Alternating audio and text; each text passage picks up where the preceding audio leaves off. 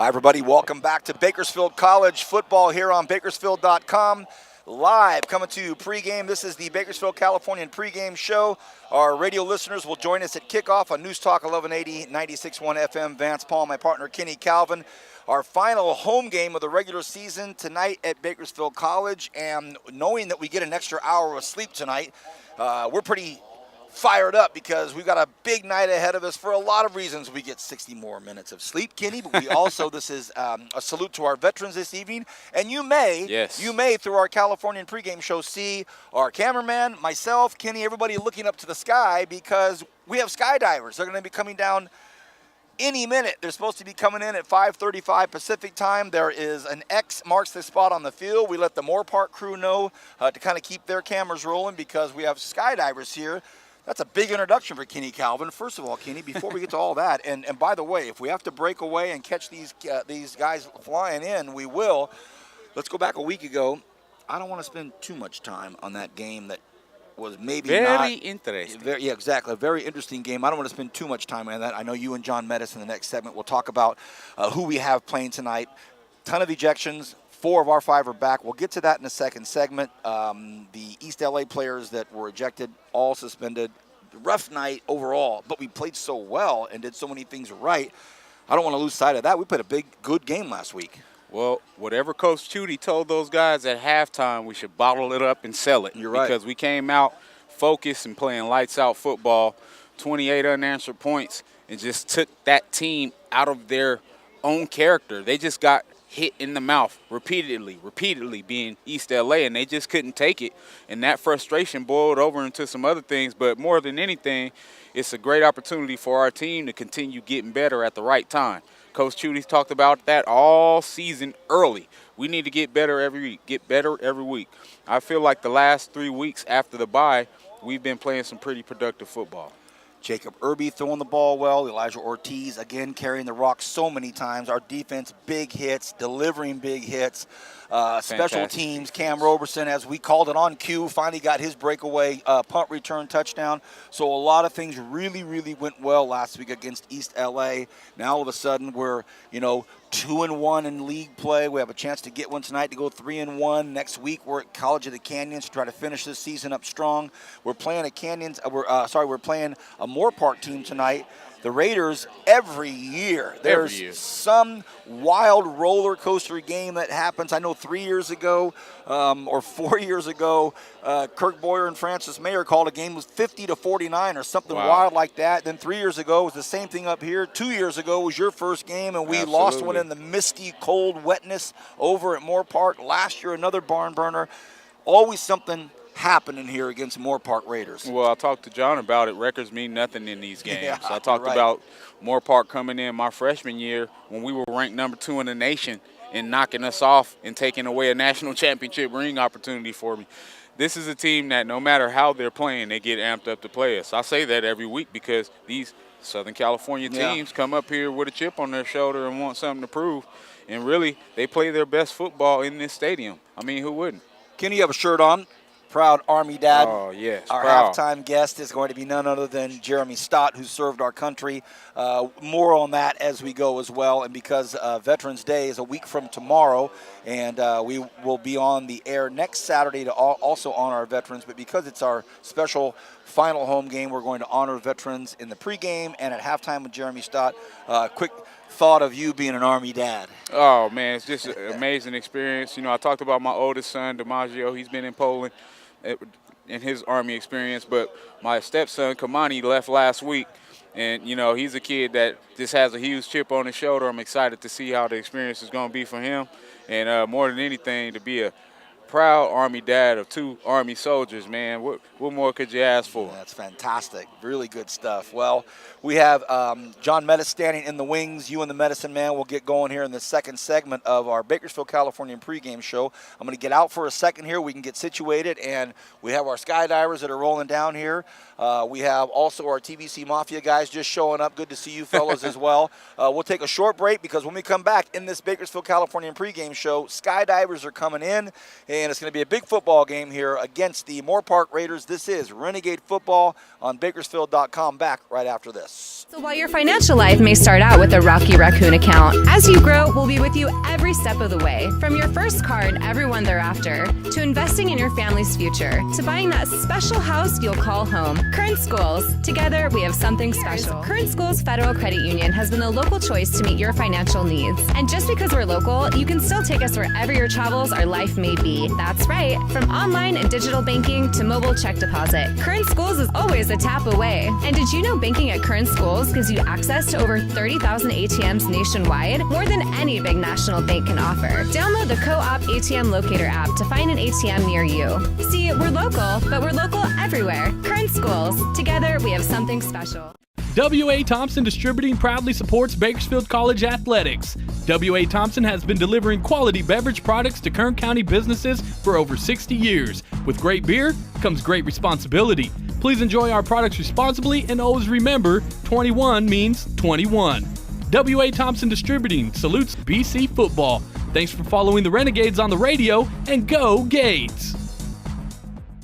Buying a pre-owned vehicle from an online company can be risky, especially if the vehicle is not seen in person before the purchase. At Three-Way Chevrolet, we want you to search and compare the inventory on our website, but then come in to the dealership and test drive our vehicles. Let us take the risk out of your buying experience. Buy from the dealer you trust, and when you step up to certified pre-owned, confidence comes standard. A 172-point inspection and reconditioning along with 2 factory-backed limited warranties and roadside assistance add up to a value you can depend on, and a vehicle you can trust. From Three-Way Chevrolet, your hometown Every dealership. day the headlines ring out about another data breach or some new cyber threat.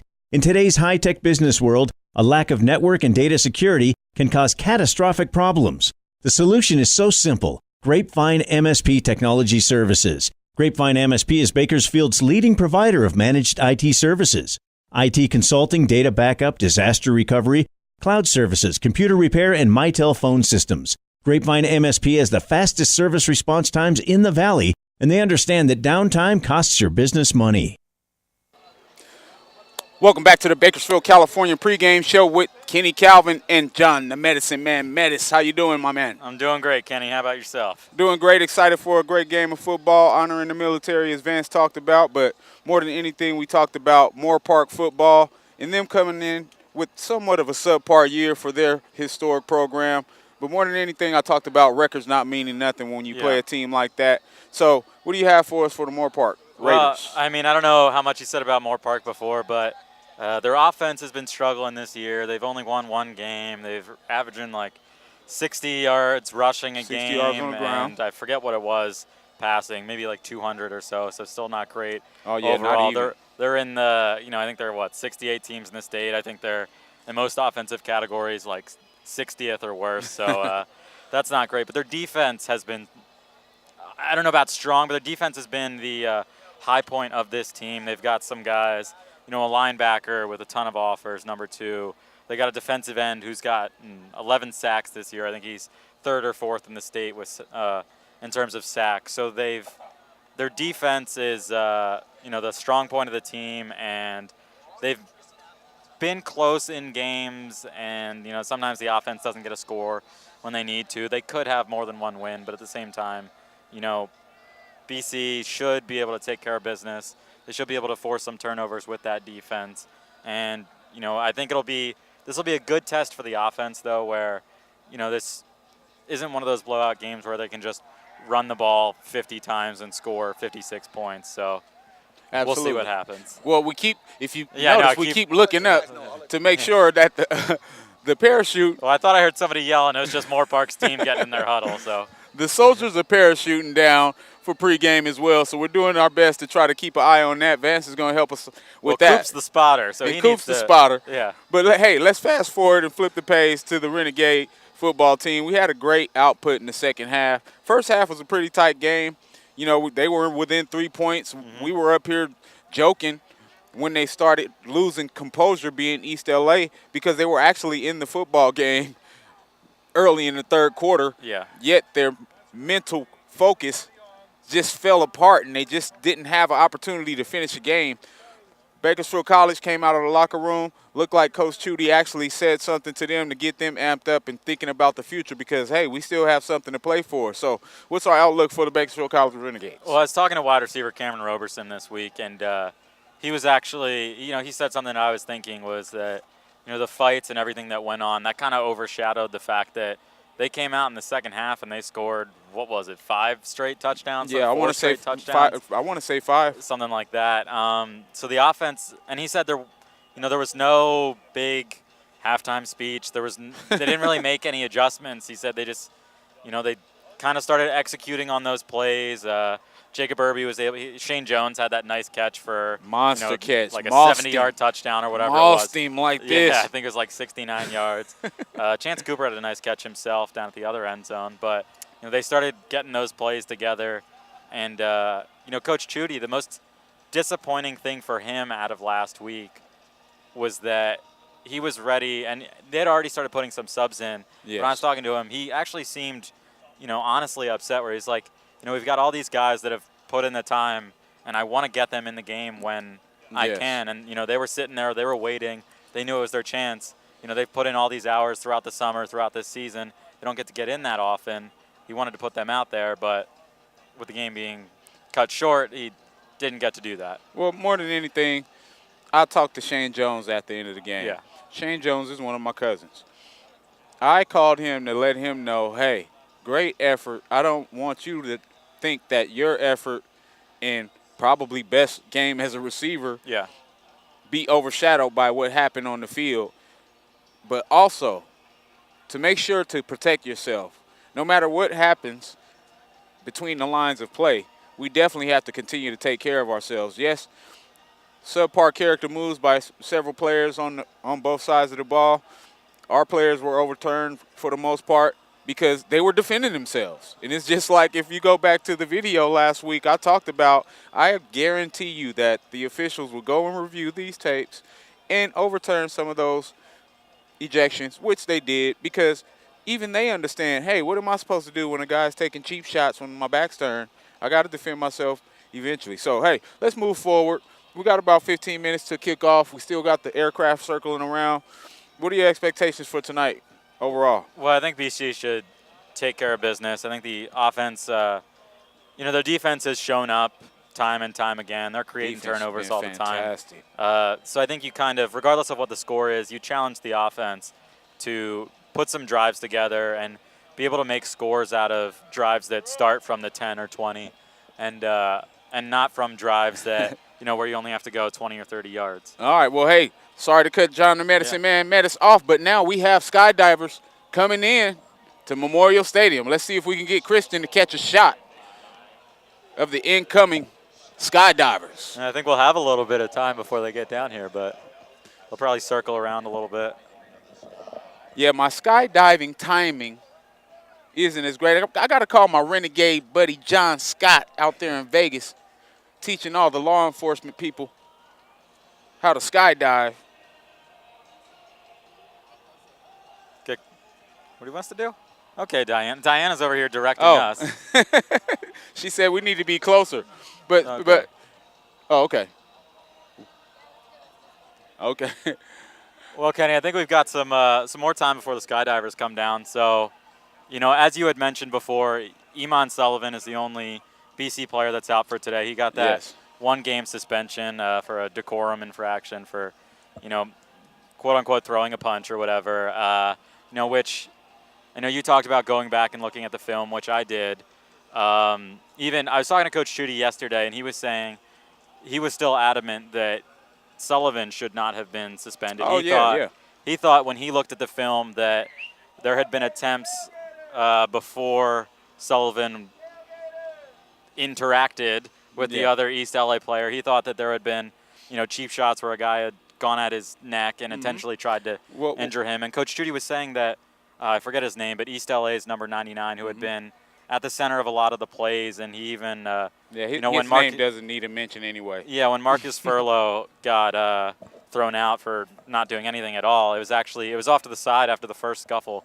He came up from behind and hit Furlow in the face mask. But anyway, Coach Chudy was saying that, I feel like if that would have been taken care of from the start, we wouldn't have had to end the game early. And, he thought the rest of it would have been played fine. He thought it was just kind of one guy that was really mucking it up for everybody else. True indeed, because I got a text message or inbox from my teammate, Eamon Sullivan, who's the father of the younger Sullivan, and told me that his son was getting his eyes gouged and different things that were happening under the pal. So, just glad we can move forward.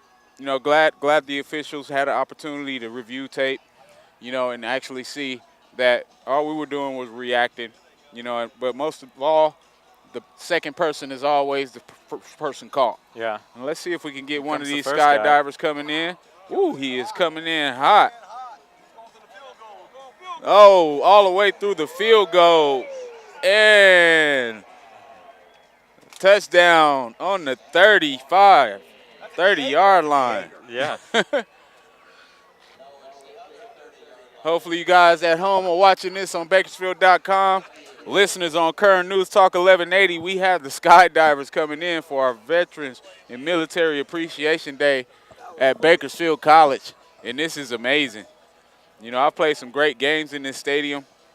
But seeing moments like this as careers transition and some of these players play their last home game, possibly, this is what it's all about. Here comes the second guy coming in. Ooh, he said he's going back around. Yeah. Wow. Oh, my I think one of these guys has the game ball with him, so. It looks like he has a ball in his hand. Looks like he does.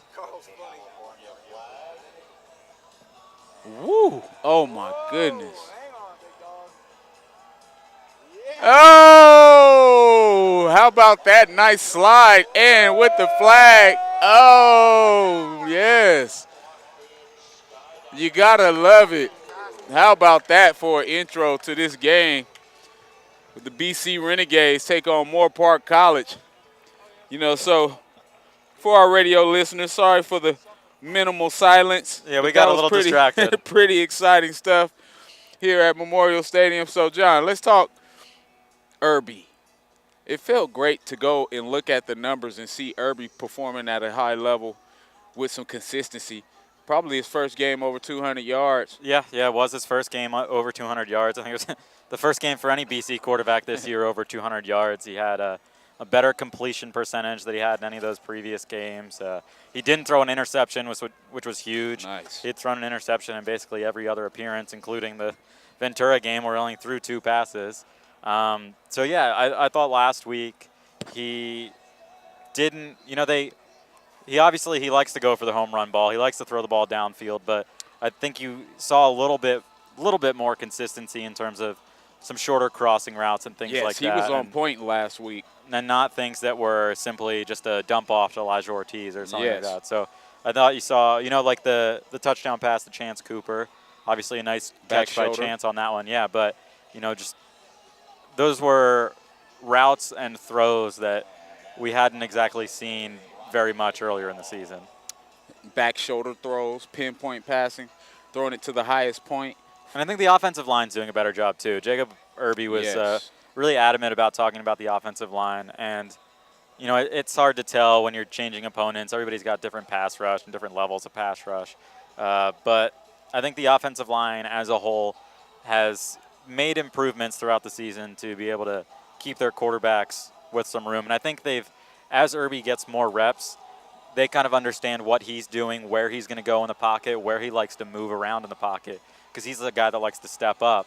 And I think that kind of helps everybody and helps everybody play better when they understand what the others are trying to do. So now he knows where the spaces are going to be in the pocket, depending on who's to his right, who's to his left, who's in center, and stuff like that. He definitely does a better job moving the pocket than I expected with him coming in here, hearing about his arm strength and everything else. I just thought he was just going to be this immobile, stable pocket passer. Pocket passer. He's more balanced than I gave him credit for when he got off the plane. So we have about 10 seconds left. We are going to get ready to go to break, and we will come back with myself and Vance Palm and get ready for kickoff right after this. Rabobank delivers banking and financing for businesses grounded in agriculture, helping our customers learn from our knowledge, utilize our resources, and connect with our networks. It's all part of providing the right financial solutions at the right time. Because you work the land, we work for you. We're Rabobank. Let's talk. It's hard to think about winter with the leaves and pumpkins laying about, but it won't be fall forever. So swing by the fall tire sale at Les Schwab through October 31st. The sale may be seasonal, but our service is here forever. Les Schwab Tires. Doing the right thing matters. From the growers and winemakers to the tasting room staff, sales teams, and business owners, wine is an iconic image of California. At Rabobank, we know that viticulture and enology are an important part of the Golden State's business climate. They're industries in which growing businesses require a financial partner who understands the unique challenges they face every day. As one of the world's largest lenders to the wine industry, Rabobank provides local expertise, access to a global financial network, exclusive research, and educational resources. We're committed to nurturing and investing in California's wine network. We are Rabobank, driven to do more for the people and communities we serve. W.A. Thompson Distributing proudly supports Bakersfield College athletics. W.A. Thompson has been delivering quality beverage products to Kern County businesses for over 60 years. With great beer comes great responsibility. Please enjoy our products responsibly and always remember, 21 means 21. W.A. Thompson Distributing salutes BC football. Thanks for following the Renegades on the radio, and go Gates! Growth starts small, from a seed or an idea, or a plan for your future. And with the right tools, the right guidance, things start to happen. At Rabobank, we know about growth because we provide banking for communities grounded in agriculture, helping people like you and communities like ours thrive with the right banking solutions. It's why at Rabobank, we roll up our sleeves to go to work for you. We're Rabobank. Let's talk. Think about winter with the leaves and pumpkins laying about, but it won't be fall forever. So swing by the fall tire sale at Les Schwab through October 31st. The sale may be seasonal, but our service is here forever. Les Schwab Tires. Doing the right thing Every matters. day the headlines ring out about another data breach or some new cyber threat. In today's high-tech business world, a lack of network and data security can cause catastrophic problems. The solution is so simple. Grapevine MSP Technology Services. Grapevine MSP is Bakersfield's leading provider of managed IT services. IT consulting, data backup, disaster recovery, cloud services, computer repair, and Mitel phone systems. Grapevine MSP has the fastest service response times in the Valley, and they understand that downtime costs your business money. Rabobank delivers. Welcome back, everybody. Vance Palm with Kenny Calvin. Thank you to the medicine man, John Mettis. It is sophomore night. Our sophomores in their final home game for the Bakersfield College Renegades. Moorpark is coming onto the field first, and they're taking advantage of a tunnel of humans, but those humans are lined up to honor our Bakersfield College sophomores in a few moments. And how cool was that? Casey and the medicine man are doing their pregame, and these guys are jumping out of the airplane and flying through here. Carl Bryan had the best line of the evening. They had an X marks the spot on the 30-yard line, and the cat came in a little hot and missed it by 10 yards, and Carl said, no, the other 30-yard line. Do it again. That's pretty good stuff there. Hey, enjoyed your discussion with John, as always, bringing all the content to our Bakersfield, Californian pregame show. In a few minutes, we will join our radio partners, News Talk 1180 KERN 96.1 FM. We'll take one more break before kickoff. But, Kenny, sophomore night, it's that night for these Renegades. We never know the future if we're going to have any type of postseason up here at Memorial Stadium. So from high atop the Dameron deck tonight, we're viewing what we think could be the final game here at Memorial Stadium for these sophomores. Your thoughts on that? Always an emotional feeling, thinking about my last time coming down the hill, you know, sharing blood, sweat, and tears with your teammates, learning how to become men.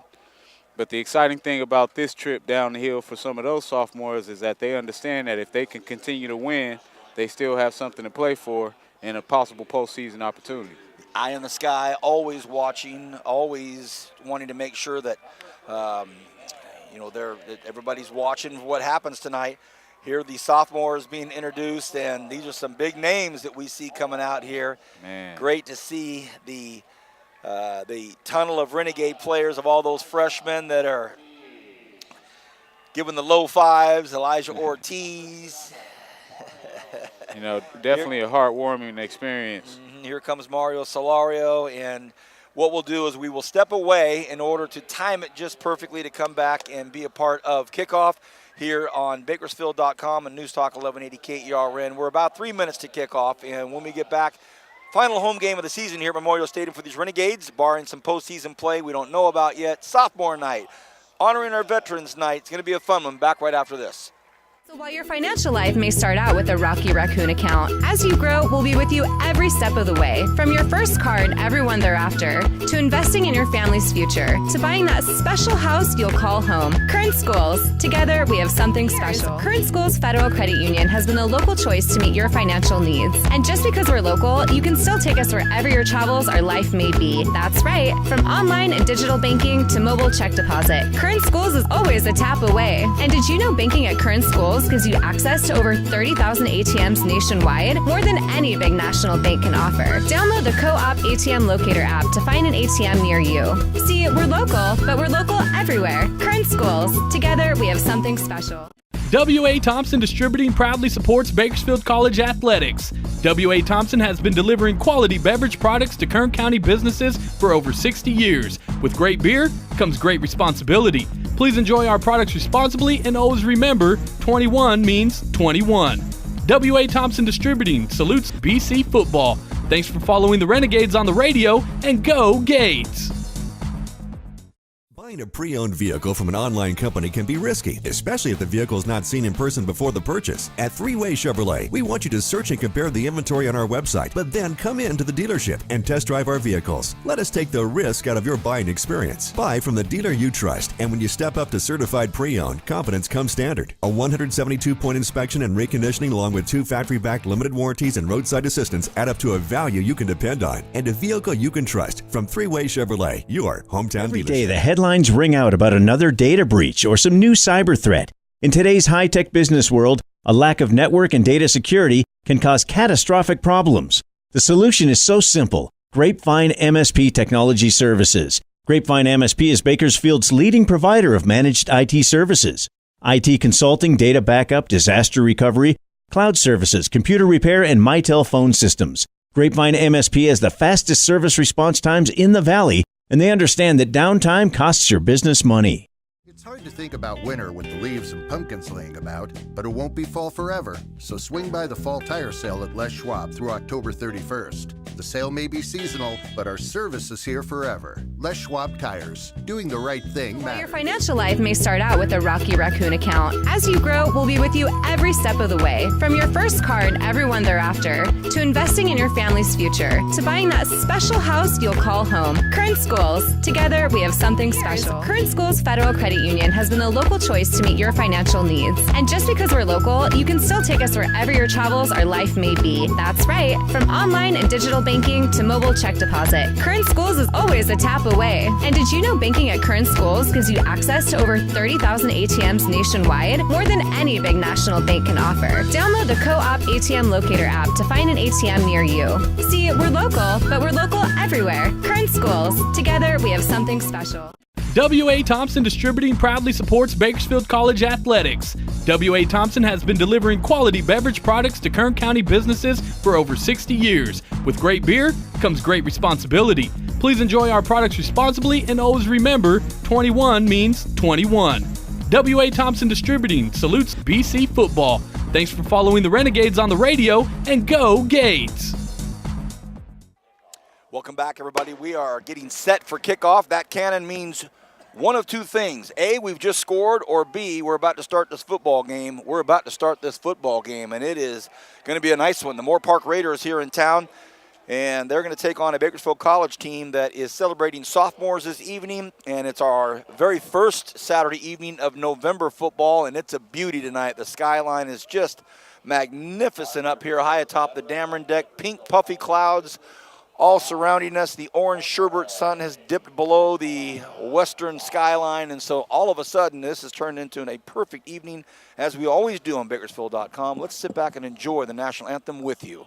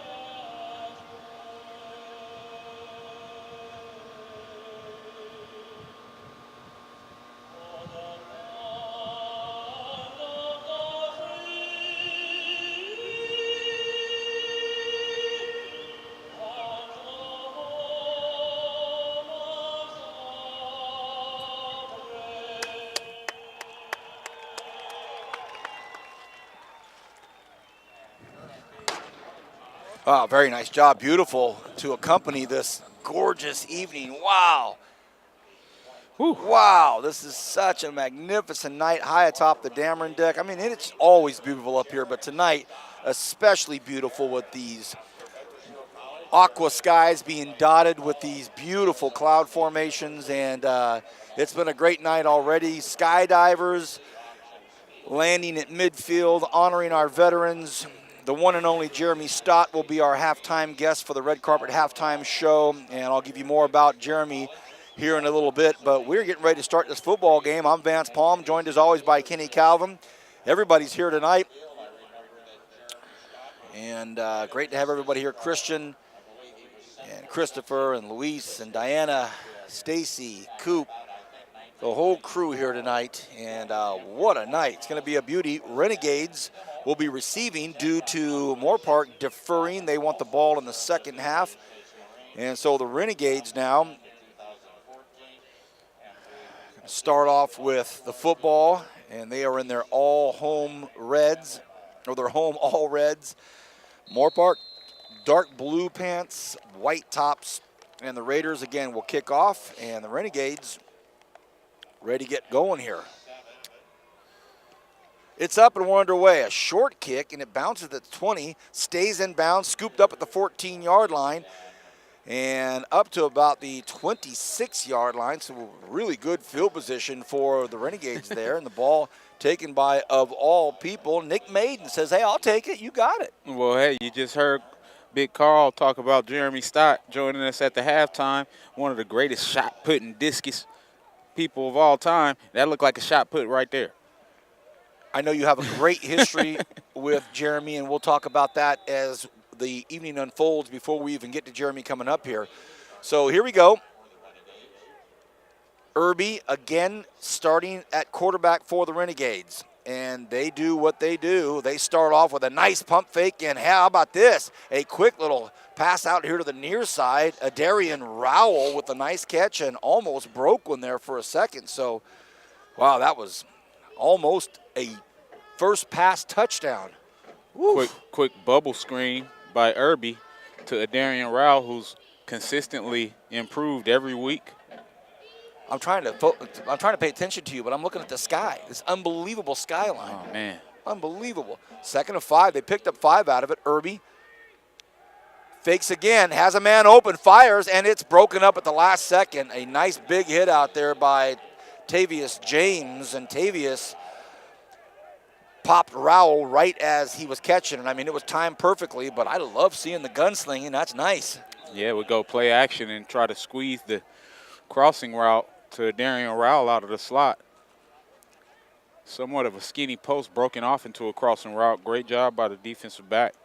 I'll tell you what, Jacob Irby has got the gun. I know you guys talked about it in your pregame with John Mettis. Great piece by John on Jacob and his travels that bring him to Bakersfield. Here's a 3rd and 5, an early tester for him.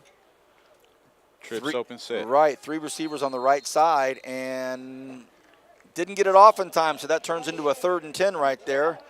No excuse for that this late in the season. Definitely unacceptable. Ran out of time, didn't get it called.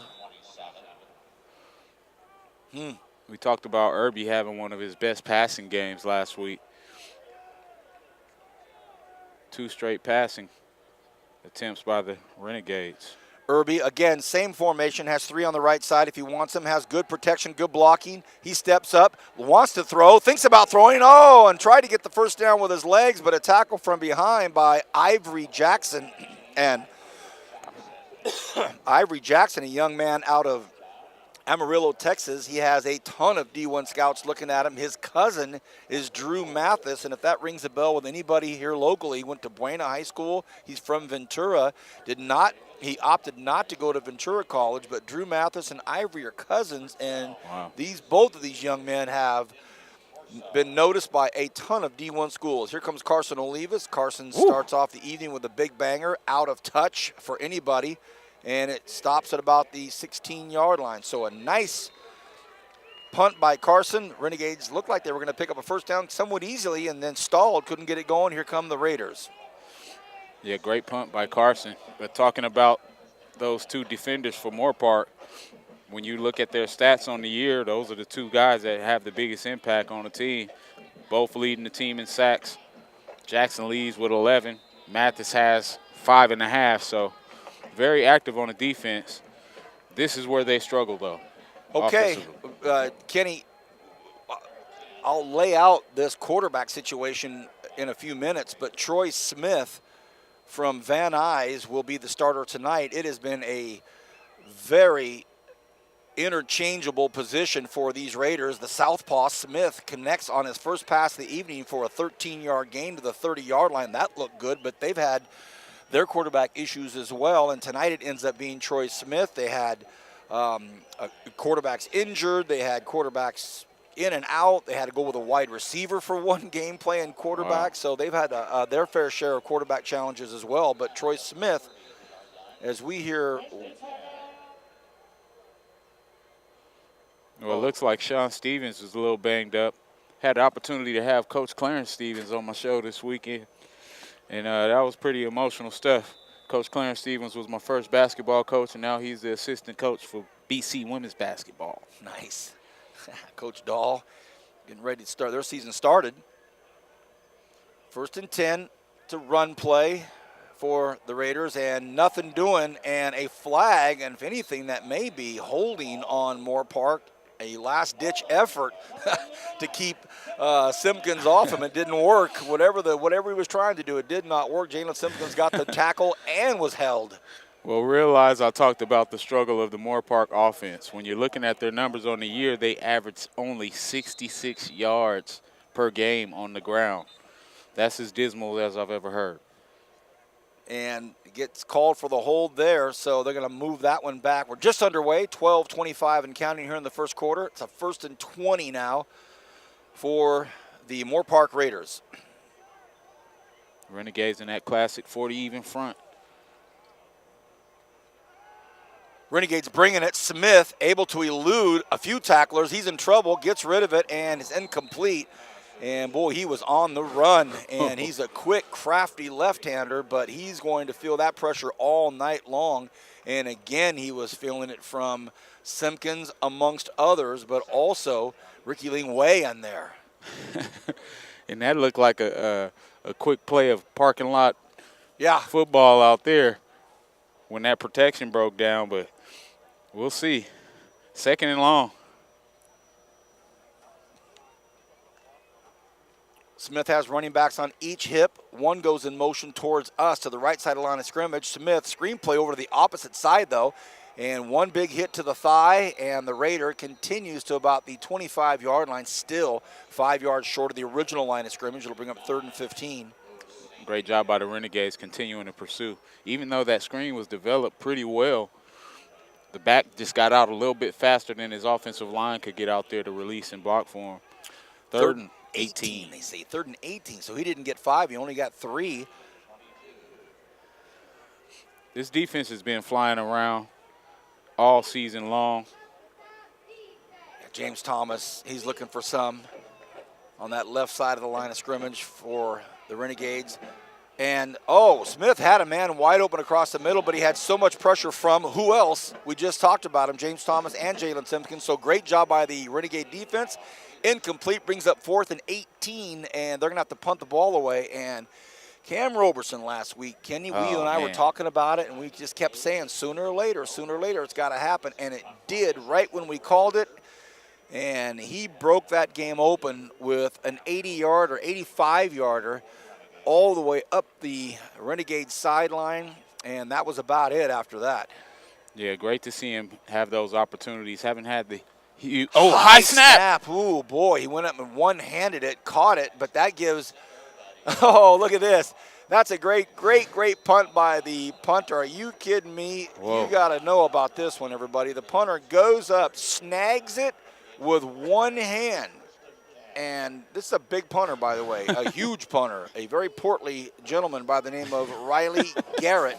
He's 5'11", and if he's 150, I'm buying everybody up here at dinner. I think they got a digit wrong. He's big, big guy. He goes up off the ground, snags the punt with the snap with one hand, and then boots it 50 yards, and it goes out of bounds to where Cam couldn't even touch it. Man, what a play.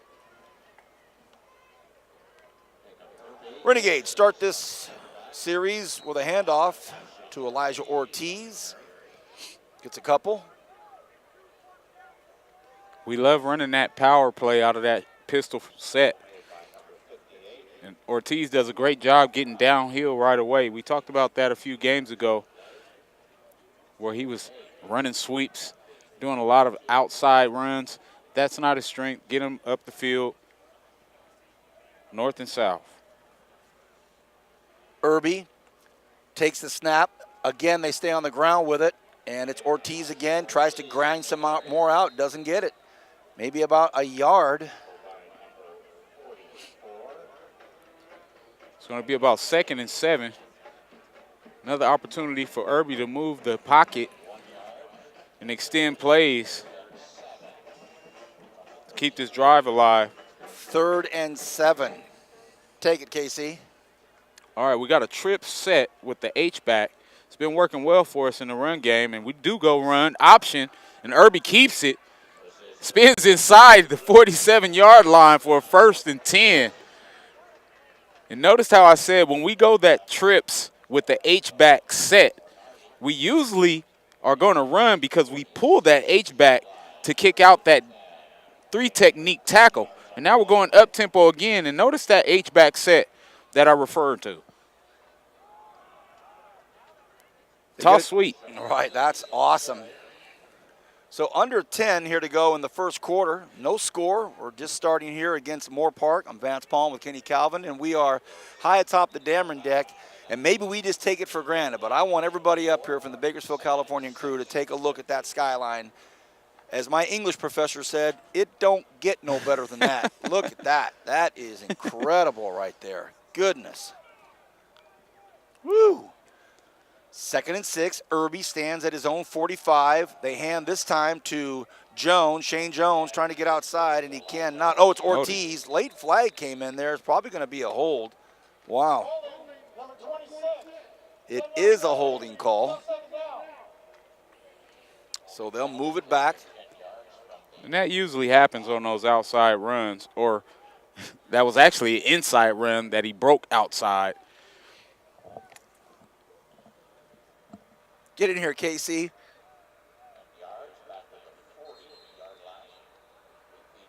Wow.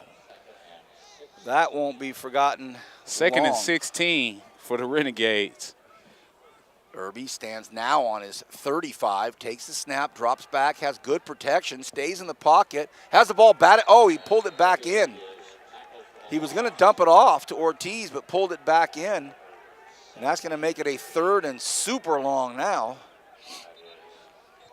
Yeah, and he actually had an opportunity to make that play, but you have to admire the fact that he didn't take the chance because he still has another down. That skyline is amazing, though, VP. Shotgun double set. Looks like we have Jones in the backfield with Irby. 3rd and 22. Irby takes it, fakes it to Ortiz. Irby in big trouble now, so the play action doesn't work at all, and he gets swallowed up for a bigger loss. So 2 stalled drives, 4th and forever, and the Renegades will be punting again. Here comes Olivas. It's just like we talked about in pregame. 1 and 7 Moorpark comes into a Bakersfield College Stadium, playing inspired defense, and now they're actually in the game mid-first quarter with an opportunity to take the lead as they get the ball back. You can never underestimate a Moorpark football team. We've seen it all against the Raiders. Olivas. Ooh, this boy is. Another nice punt. This time they adjust, get to it, and they take it at the 25, looking for something down the near side, the far side, and gets up to about the 40-yard line. We'll take a short break, little quick one here. No score yet here in the first quarter at Bakersfield College. Back right after this. Rabobank delivers banking and financing for businesses grounded in agriculture, helping our customers learn from our knowledge, utilize our resources, and connect with our networks. It's all part of providing the right financial solutions at the right time. Because you work the land, we work for you. We're Rabobank. Let's talk. It's hard to think about winter with the leaves and pumpkins laying about, but it won't be fall forever. So swing by the fall tire sale at Les Schwab through October 31st. Welcome back, everybody. After that short break, the Moorpark Raiders come out and say, we don't need a break. How about that? Boom! Big first down for the Raiders. Yeah, huge gain. No huddle offense. They're right back at it again. Smith, the quarterback. Mentioned it before, the Southpaw. They've had their quarterback stories this season. Had a wide receiver playing quarterback for a game until he was banged up, and then they had to work through the pain to get now to where they have Troy Smith playing, and they're pretty pleased with it. Smith right over here to the near side, and they cut up, but it's a nice effort out there. Good, strong tackle out there by Thomas. Tackle made by James. And we need to keep an eye on that because that was actually in a lateral as the ball came this way on that. Somewhat like a swing pass, but actually being a lateral is more like a pitch. If he doesn't catch that, we scoop and score. 2nd and 8 for Moorpark, and they don't do a lot of exotic things. They line up in a heavy set, usually 2 tight ends, and they're going to play smash mouth football for the most part. Smith, straight back, looks like a screen play. It is. It's right out here on the near side. Has some good downfield blocking. Look out. They better make the tackle, and they do at the 24-yard line. But it's a first down, and had it not been for LJ Early, it would have been a touchdown. Curtis Couillard out of Simi Valley. And by the way, for those of you watching from out of state, maybe watching one of your Renegade players playing and you're not familiar where Moorpark is, it's in the Simi Valley area. It's just a few minutes from the Ronald Reagan Library to help you. Look at this. How about this play with the Renegades all over it? And Jalen Simpkins sniffed that one out. Flags on the play, but a big loss. Somebody did not account for number 15, Kenny. And they usually don't. Or they try. I haven't seen him accounted for often. Jalen Simpkins playing the middle linebacker position just as good as anyone I've ever seen. And that's why you're hearing that holding call, even though he still got to the ball carrier. That's a play where you probably could have just declined the holding call, but that holding call definitely puts them out of field goal range. So 1st and about 20 for Moorpark. Under 6 to go here in this first quarter. No score here on Bakersfield.com. News Talk 1180 KERN, 96.1 FM. Great to have everybody here tonight. And Moorpark trying to get into the neighborhood. They're at the 33 of the Renegades right now. Smith, hand off, sweep out to the far side, the left side of the line of scrimmage. Solario in on the tackle. And a gain of about 4, but it was 1st and 20 to start. Well, I'll tell you what, if you're a young safety at home and you want to learn how to feel from the free safety position, you want to watch Harrington play. He's definitely doing a great job being that extra defender in the box after recognizing the play. 2nd and 15 officially. Ball's on the far hash. Moorpark directionally is heading into the closed end of the end zone towards the BC logo and the flag. And they just get it off at 2 seconds. Smith steps up in the pocket. That's trouble. He runs into some Renegades, and Alex Bolden wraps him up. So Bolden out of Washington Union High School, also another sophomore, makes the tackle for the Renegades. That'll bring up 3rd and 14. You know, we have 3 losses on the season. This defense probably feels like we should be undefeated how they've played all season. These guys have been flying around all season, all 11 of them, including the subs. 3rd and 14. 2 running backs back there with Smith, sends one of them in motion this way. They look like they might do that lateral again, and he's in trouble. Smith better get rid of it. He tries to fumble. Ball is on the ground, and it's going to be the Renegades. I believe that's a fumble, and they call it quickly. The white hat instantly calls it, and a strip, and it ends up in the hands of who? You got to be kidding me. Holden Williams, the 6'3", 280-pounder out of Taft High School. Well, I'll tell you what. Tell me. I hate to say I told you so. This defense has been flying around all 11 guys.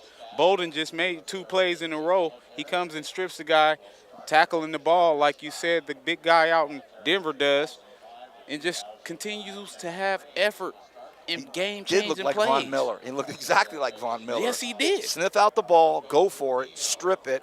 Now, can the Renegades capitalize quickly with 4:07 to go here in this first quarter? Will they try to strike quickly, or they keep it on the ground? It's a pitch option out here to Ortiz. Ooh. Ortiz gets some room and gets up to the 45-yard line. That'll be a first down, so nice job. And Irby hung on to it to the very end. Irby took the hit, and the Raiders hurt. Well, and I'm also going to tell you what's been confusing is Ortiz has a little wave cap hanging out of his helmet. You know, Shane has a little longer hair. He's playing tricks on us. You're First right. and 10. I've called him Shane a couple times, but that time I looked at the jersey first and said, no, that's Elijah. Elijah cuts up against the grain, and you can see him running with some pep in his step now. He is trying to make it happen here. So nice job by Jacob Irby to hang on to that ball as long as he did on that previous play. He took a shot to the ribs, and ironically, it was the Moorpark Raider that got up banged up. Yeah, Irby's getting a better grasp on how to run this option offense. It's paying dividends. 2nd and 7. Oh, great play. What a play. Ortiz thrown for about a 5 or 6 yard loss. The handoff.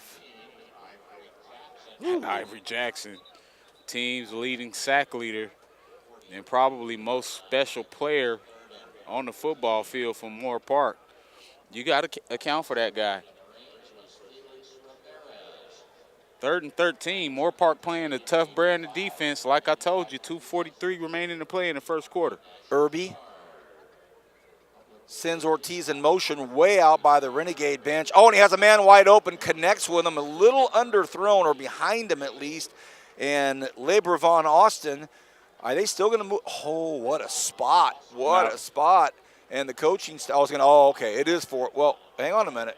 That's well behind the first down marker, so they are not moving the chains. When he moved the chains, I said, oh, my goodness, I'll take that mark any day, but he's a good yard behind it. So now it's 4th and 1 from the Moorpark 46-yard line. Here come the Renegade faithful getting involved. They want to see a first down. Irby hard counts it. Nobody jumps, so they give it to Ortiz. Can Ortiz get the first? Yes, he can. What a strong run to the right side, and he picks up a first down to the 42-yard line. And, boy, that's a nice job by that offensive line, just getting off and mowing over some guys. And Ortiz did not have trouble picking up those 4 yards, Kenny. Who do you have? Big Joshua Yabeda leading away from the guard position. He's been doing it for a couple years. Irby wants to go down to that far end zone, throws, has a man, just out-throws him, and the crowd lets out a sigh because they know Cam Roberson. If there's anybody that can run under a ball and get it, it's Cam, but Irby kept it out of harm's way over everybody, incomplete. Great job by the defensive back being physical at the top of the route. What we mean by that is that you may be beat by a step or two, but you're continuing to hand fight and distract the receiver. Hey, Kenny, this is an exciting brand of football right now the Renegades have. With Irby starting to feel comfortable, this running game is just starting to open up even more. Now these DBs are starting to respect Irby's arm. And now, with Irby on a keeper, how about respecting his legs to the 33-yard line? And he comes up, 34, 1 or 2 yards short of a first down. The defense is having to guess now. Yeah, he's doing a great job with that triple option. Read option with the fullback out of the offset eye. Isaiah Martin's definitely a great decoy to have because he usually gets the ball when he comes in. Yeah, that was a great play. They faked it to Isaiah Martin. I forgot to tell you that part. Now they're going to give it to Isaiah, and Isaiah's trying to get to the outside, picks up the first down to the 29-yard line, and looks like our assistant head coach is starting to open things up here now and use all the tools in the toolbox. Starting to look good, huh? Yeah, and it's definitely nothing fancy. It's just read option football, and Irby's doing a great job making decisions now. 1st and 10 for the Renegades, heading south.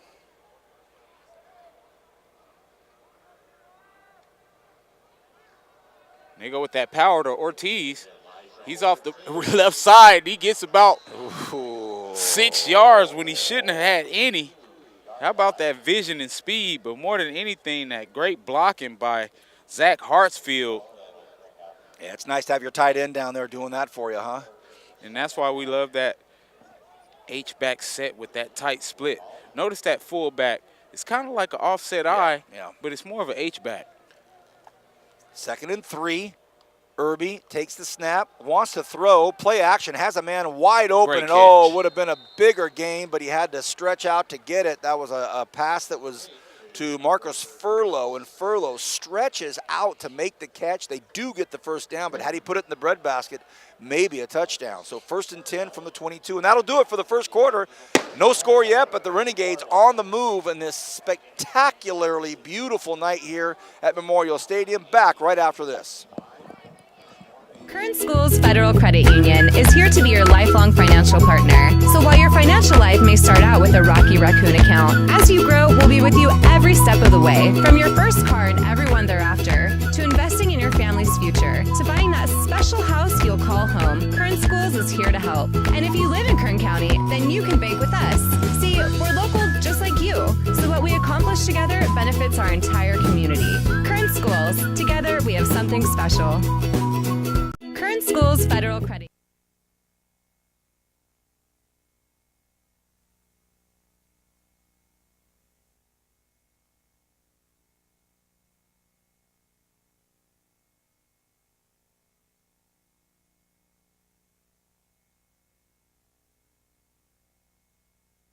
Back, everybody. Vance Palm alongside Kenny Calvin. And, we heard that cannon go off at the end of the first quarter. Carl Bryan below us, our PA announcer, was letting us know the history of Veterans Day and the cannons going off on the 11th hour of the 11th day of the 11th month. It's the 100th anniversary of that moment. This next coming Sunday, a week from tomorrow. So special times here at Memorial Stadium. Here comes Stephen Lynch from the Lynch Mob. Lynch. He got out early on me, called me slacker tonight, got ahead of the game, let me know that I am a slacker. Steve, thank you, bud. And inside joke, every time I arrive to Bakersfield College, I go up into the press box, and I always greet our stats crew and who might ever be in there as slackers. I say, good evening, slackers. And because they have really no care or concern what I say ever, it doesn't really get to them. But today, Lynch got me early. He goes, well, good evening, slacker. I said, oh, my gosh. Let me know what you think in a few minutes about some numbers from the first quarter, Kenny. Right now it's 2nd and 10. Irby has both running backs back there with him. Ortiz out on the far side. They read it and pick it up perfectly. They passed it out to the left side of the line of scrimmage. And, man, they scooped that out quickly, and there was nothing doing a 5-yard loss. Ay, ay, ay. That was basically Ortiz breaking out to the left side of the line of scrimmage over by the Bakersfield College sidelines, and the second he caught it at the 25-yard line, he was swallowed up. 7-yard loss. 3rd and 17 now. Renegades, ball on the far hash. Now they're heading into the closed end of the stadium. Irby hands the ball off to Isaiah Martin. Can he get outside? He cuts back up against the grain. Martin gets into the 19-yard line, about a yard past the original line of scrimmage, so it's going to be 4th and 10, maybe 4th and 11, and that means that Nathan DeYager will come on, and every time he comes out, we talk about how perfect he is. It's 4th and 10 exactly. So this will be a 35-yarder. Moran will be our holder, and he's down at the 25-yard line, so we might hear that previously mentioned cannon after the Renegades score. Let's see. DeYager from 25, 35-yarder. The snap, the hold, the kick, it is up, and it is no good. Unbelievable. His first miss of the season. And you can't say I vexed him because we say it every time when he comes out. So it's not I definitely like I wasn't vexed going him. to say you jinxed him because we talk about his consistency. What are you supposed to do when you're perfect? And it's just a testament of Moorpark's defense. The strength of their team is their defensive ends and their linebackers. We run a swing route, a couple of plays before that run play to Isaiah Martin just to try to get DeYager a better opportunity at a field goal, and it's just a great job by the defense. Got to give credit where credit's due. And here come the Raiders, a little bit of kick in their step, and a 1st and 10 from the 20, and it's going to be 1st and 10 from the 32. A 12-yard jaunt up the near side. So what do you do if you're on the sidelines when DeYager walks over to you after his first miss? Do you say, hey, sorry, dude, aw shucks, or hey, what's your problem? How'd you feel? You just got to go back and reassess how you felt when it left the foot. You know, Moorpark's going to continue to come at you. Now they're in that I formation. Expect heavy run. And that's what they do. They start this first down drive after that first down play, and they get hit hard at the line of scrimmage and get up maybe a 2-yard gain, 1 to 2 yard gain. It'll be 2nd and 7 from the 34. We're in the second quarter, no score yet. The upstart Moorpark Raiders. And notice them, they're in no hurry either. They don't want to just hurry up and give the ball back. They want to take their time and execute. Now they're going pistol formation, 2nd and 8.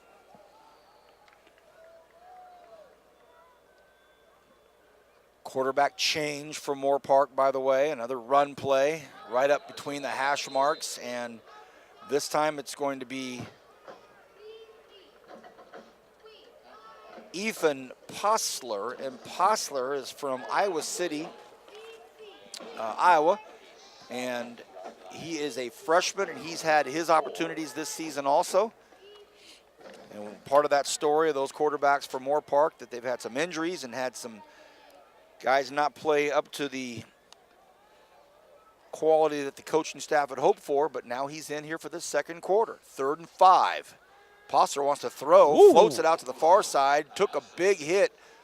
The lineman took a big hit right behind him, and it was our guy, Alex Bolden, just running over one of the big tackles, and they brushed the shoulder of Postler, and that brings up a quick 4th and 5, so they will punt quickly. And you said they didn't want to run the place too quickly, but boy, that seemed like it was over in a heartbeat. Well, let's talk about some subtle things that was done by the defensive secondary right there. RJ Early did a great job getting to the flat and trying to get underneath that throw. He almost picked that throw off and took that to the house if that was a better throw. Robertson takes it at the 23. Cam looking for some space. He finds a little gap, gets a nice block there. Here comes Cam. We know what Cam can do. He's at the 50. He's at the 40. He's at the 30. The 20. There's no flags. Cam Robertson all the way. Touchdown. Renegades. Boom. You gotta love it. You have a guy in Cam Robertson who hasn't had an amazing opportunity to catch the football because of our quarterback inconsistency.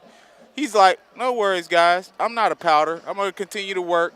I'll take advantage of my opportunities. 2nd straight week with a punt return touchdown for my cuddy, Cam Robertson. Big punt, nice punt. Caught it on the fly, and then he waited. He paused. You see the patience? He stepped up inside like almost a pocket, a quarterback pocket, and once he got up inside there by the 30, we could already see, we need to start looking for flags. You're not going to catch him. One of the big linemen for Moorpark started to and said, nah. DeJager wants to get back in the groove, and he does. So it is a 7-0 score. 10:57 to go in the first half. Cam Robertson, touchdown. Renegades back right after this. Kern Schools Federal Credit Union is here to be your lifelong financial partner. So while your financial life may start out with a Rocky Raccoon account, as you grow, we'll be with you every step of the way. From your first car and everyone thereafter, to investing in your family's future, to buying that special house you'll call home, Kern Schools is here to help. And if you live in Kern County, then you can bank with us. See, we're local just like you, so what we accomplish together benefits our entire community. Kern Schools, together we have something special. Your financial life may start out with a Rocky Raccoon account. As you grow, we'll be with you every step of the way.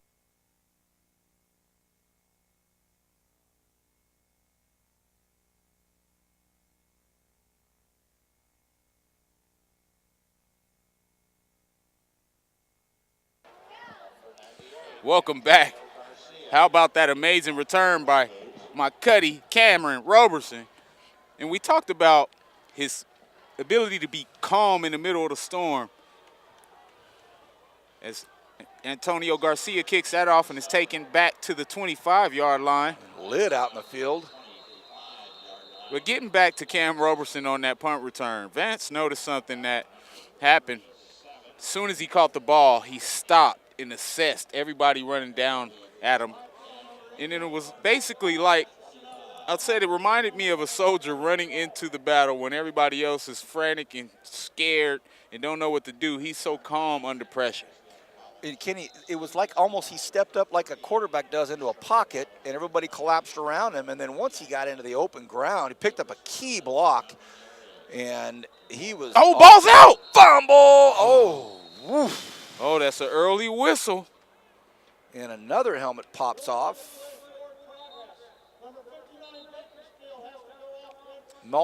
Gabriel Maldonado lost his helmet for a second. And these officials, they are on it tonight. They Oh, are. yeah. You see a little bit more pep in their step, huh?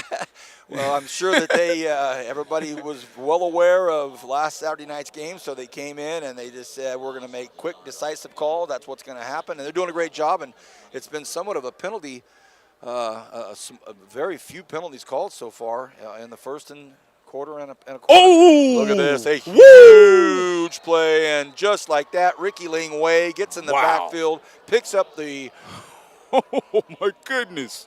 running back from Moorpark and introduced him to the grass very, very aggressively as we dip below 10 minutes here left in the half. It is 3rd and 15. Oh, my goodness. We talk about the penetration of this defensive line week in and week out. Jeremiah Johnson just checked in as well. It's great to see him getting some opportunities. Right below us. 3 receivers split way out to the right side of the line of scrimmage. And out of the pocket, he gets flushed. He's looking to do something. That's going to be trouble. He gets sacked at the 19-yard line. And another helmet. Oh, they're going to call face mask, I think. Doggone it. And it was not the Renegades. Jalen Simpkins and Alex Bolden are celebrating, but I think it was a face mask that got the helmet to pop off. And I don't think it was with malicious intent or anything like that, but his helmet. Yeah, it was just at the end of a tackle. I think it was one of those sharks in the water, blood in the water thing, and they went after it. And I think at the very end of the tackle, the face mask. Inadvertently. You know, sometimes your hand will catch it and flip those things off. They come off so easy nowadays. We've seen 3 helmets on the ground in the last 3 plays. Well, Postler's helmet came off, but because it was a penalty and they took it off, he stays in the game at the 30-yard line is where he stands. The ball's at the 35, 1st and 10 for Moorpark. Can they get life out of this new call here? Get a few yards on this run play. 9-12 and counting here in the first half. Again. Another helmet off. And we have an injury timeout. Got a player down for Moorpark. We'll take a timeout here. 7-0. 9-10 remains here in the first half on News Talk 1180 KERN 96.1 FM, and you're watching it on Bakersfield.com. Back right after this. Growth starts small, from a seed or an idea or a plan for your future. And with the right tools, the right guidance, things start to happen. At Rabobank, we know about growth because we provide banking for communities grounded in agriculture, helping people like you and communities like ours thrive with the right banking solutions. It's why at Rabobank, we roll up our sleeves to go to work for you. We're Rabobank. Let's talk. Welcome back, everybody. Got a Moorpark player down for just a second, but that will give me an opportunity to talk a little bit about our halftime guests. Kenny knows them very, very well, and I'm going to have Kenny spend some time with them at halftime. What are you showing me? Garrett Brown said we need a TV game this year, or we ain't family no more. Am I getting I'm getting hassled by people in the basketball world? Yep, my boy G. Wow, great. Great. I love that cat. Like a son to me. People. Talk about a shooter. Whew. Great to see the Moorpark player up. I'll postpone my official introduction to Jeremy Stott in just a second. 2nd and 7, under 9 to go here in this first half. Moorpark trying to get on the board. They trail by touchdown. They're going to go with a handoff pass. Oh, picked off. And intercepted by Thomas. Thomas looking for this. How about this? That's Harrington. Oh, what a move, what a move. That's Harrington. Harrington and decides to just run out of bounds. A pretty good play on the offense. They had a wide receiver who had beat the DBs for BC, but the ball gets hung up, and it was flailing and flopping, and just like that, Harrington picks it off. For a minute, I thought it was JT that got it. Yes, and this is an example of why teams are 1-7, because you're running a pitch pass. Apparently, this guy talked you into that, being the coach, because that pass was about 4 yards short, and the receiver was wide open. And it would have been a touchdown. Kenny, if that ball was on the money, it would have been 6. Oh, that's why you're 1-7 as a Moorpark team. Okay, Elijah Ortiz, the lone back behind Irby. Now the Renegades, 1st and 10 on Moorpark's 28-yard line. Ortiz takes the handoff. Nice job by the front 5 up there by the Renegade offensive line, doing a nice job of creating some space out there for Ortiz to do what he does. 4-yard gain. Picks him up all the time. Well, we talked about the consistency in the run game for the offensive line all season. Huge shout out to the offensive line coaches in that unit.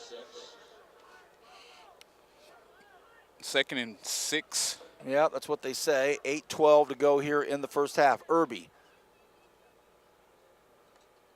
takes the snap, hands it off to Ortiz. Ortiz trying to get outside. Nice. And he does. He's at the 20, to the 15, to the 10, and he goes out of bounds. Maybe a flag there. There is. And a late hit out there by Drew Mathis. And Drew Mathis, who we talked about being one of those super studs for Moorpark, and he hit Ortiz a little late. And that's going to be a 1st and goal already. And how about the stiff arm by Ortiz as he gets outside again? It's amazing extra effort, yards after contact by one of the strongest running backs in the Western States Conference. So 1st and goal from the 5. Ortiz stands behind Irby, quarterback Jacob Irby. His heels are on the 10. Irby with the snap, gives it to who else? Ortiz. Ortiz looking for some real estate. He'll cut back in and get the touchdown. No flags. Renegades score again. Boom. Great job of the left side of the offensive line and the receivers making sure, all I got to give Elijah 6-7 yards of space, and he's got it. Absolutely. And what he does by using that extra, it was almost like a zone play to where he knows he's going to break it outside. It was designed to go inside, yet he knows that he can get outside of the speed and interior of that defensive line. Well, from this angle, Kenny, once he got that first, 5 or 6 steps, we knew it was touchdown. Here comes Dieger for the PAT. Points off turnovers is how you win games against conference opponents who always play you tough. The cannon obviously tells you that it's good. 14-0. Renegades up by 2 touchdowns. I'll start over on our official introduction for our halftime guest. I know Kenny's going to enjoy it. I'll spend a few minutes with him and get out and let you guys have some fun. You've had him on the show already. So a former BHS driller, a former Renegade and Marine veteran, Jeremy Stott, after playing at Bakersfield College, went on to play at Arizona State University, played in the National Football League with the Rams, Raiders, Seahawks, and Steelers. And then he went on to serve our country, of course, as a member of the United States Marine. And he is now a welding instructor here at Bakersfield College and also pursuing a doctorate degree in educational leadership. Very honored and privileged to have Jeremy Stott up here on the Dameron deck tonight. And Kenny, I know you're going to enjoy speaking to your man. You guys have known each other a long, long time. Yeah, we get to do a lot of special things. Youth motivational speaking. We've taken each other on trips. Continue to inspire each other. That's what we've done for the last 30 years. Love that dude. Long kickoff by Arvin. And Garcia put it deep. That ball carried into the end zone, so Moorpark went down on a knee. And for a Moorpark team, you got to feel pretty disgusted because there's a lot of time to play in this second quarter, and it was a 0-0 first quarter. And they're one play away from tying this thing up. Had that pass been on the money, that was nothing but a touchdown. I want to remind everybody, next Saturday, 6 p.m. kickoff, we will be in our final league game. Conference play will be at College of the Canyons in Santa Clarita. Why don't you make the road trip with us? 6 o'clock kickoff. A lot of great spots for pregame meals there, and we'll kick off at 6 o'clock. Look out. They do a play action by Ethan Poster, and Postler rolled bootleg to his right and ran right in to a massive hit. And I don't know what the flag is going to be, but I can tell you this. James Thomas probably couldn't believe that the bootleg was. So on top of that, it was an illegal shift on Vinny Corso. But Postler, play action, bootlegs to his right, and bam, James Thomas is there. Not only hit him hard, but throw him down hard. So that's going to bring up a 2nd and 17. Look at the grin on your face, man. Oh, yes, because I love when quarterbacks go with a naked boot and our defensive lineman doesn't bite. Great job honoring your responsibility as they go toss sweep left. So they pitch it over here to the near side, and how about this for a first down? Wow, 2nd and 16, and they picked up 19. First down, Moorpark. What a strong run by Alex Teeley out of Hueneme, California. And Alex, it was a great run, but you might not want to talk to Stephen March too much. Got the first. Let it go, let it go. Yeah, great job on that 27 sweep. Just getting it outside, and we talked about how well the left defensive end played. That time, the right defensive end gave up containment. 1st and 10, Moorpark. Screen. They connect out here right below us to the near side. Gain of about 2 or 3 to Vinny Corso. Late roughing the foul. So Ricky Ling Wei roughed the passer. The white hat called it quickly, and that's it. Ricky Ling's going to jog off. He's not thrown out, but he's going to go off and have a quick word with the coaching staff. So the Ridgeview Wolfpack player gets called for a roughing. And all you're doing now is keeping the Moorpark Raiders alive in this drive. Doggone it. Yeah, and that's the thin line between intensity and ignorance. 1st and 10, 6:35 remaining here in the first half. And now it looks as though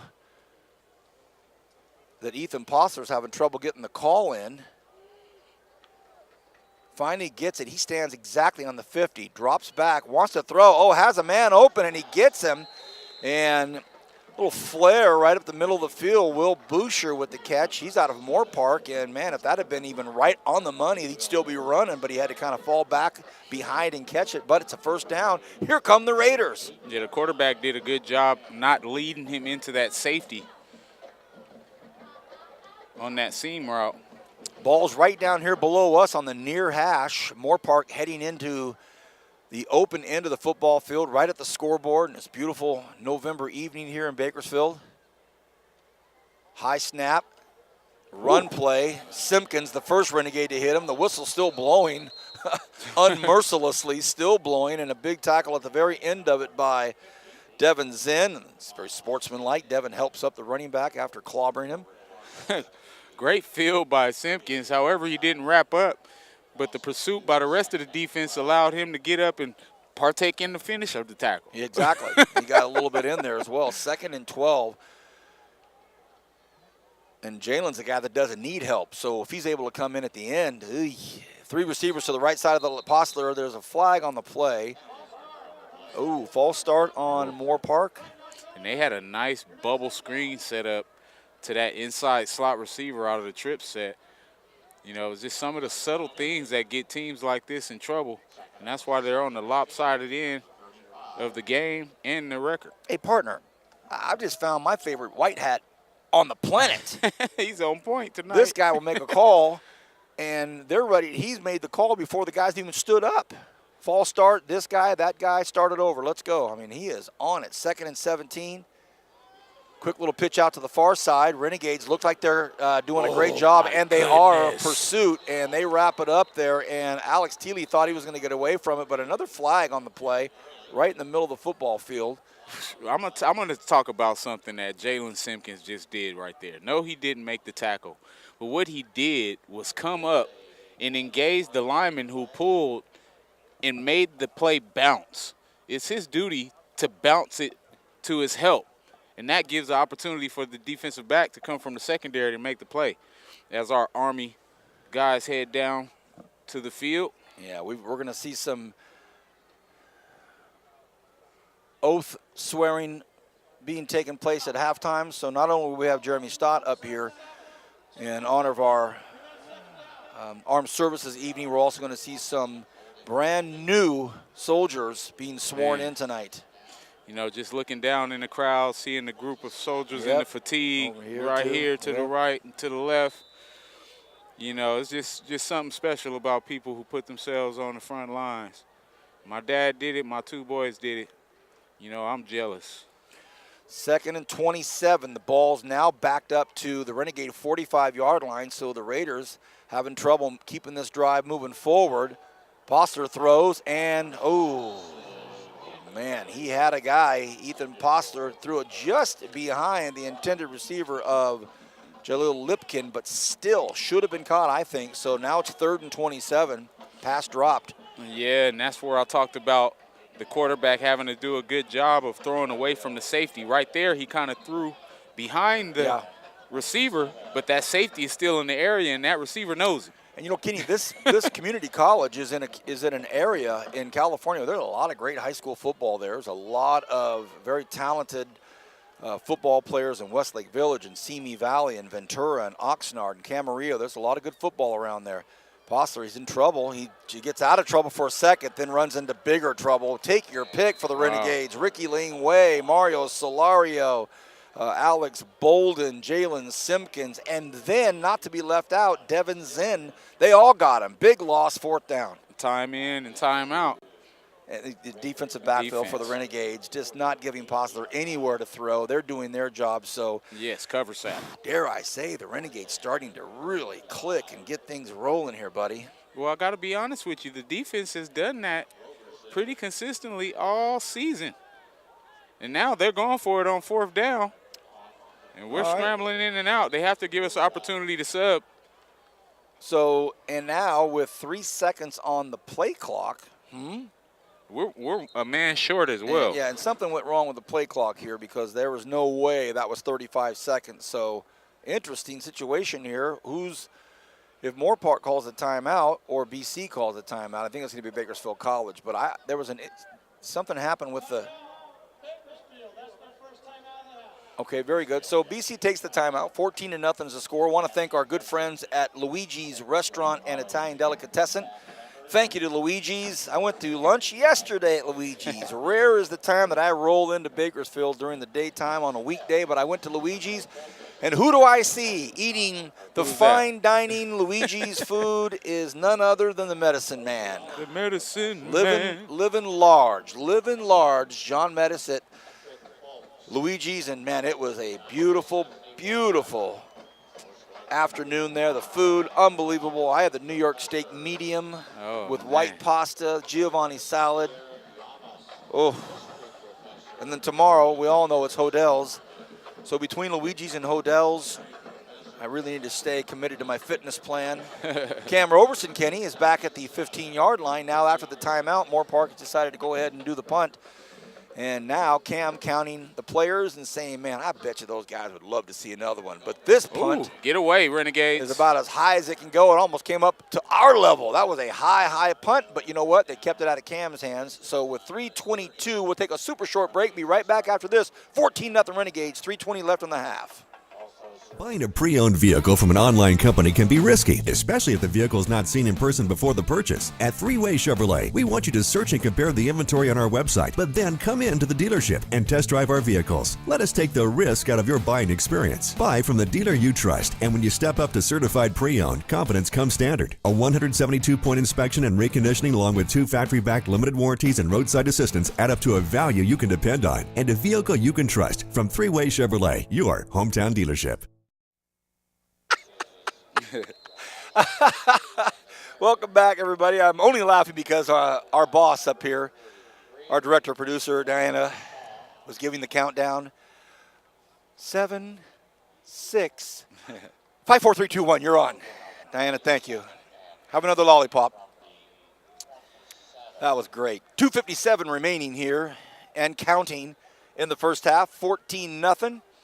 Renegades lead, playing a nice football game. Irby takes the snap, hands it off to Elijah Ortiz on the far side. Wow. Flag on the play. Ortiz still up, but helmets pop off again. In the first half, we've had 5 lids come off. That's a new thing. I want to have say that that's many 6. come up. Is that 6? Yes. Well, he's coming off the field, and he looks like he might be a little banged up.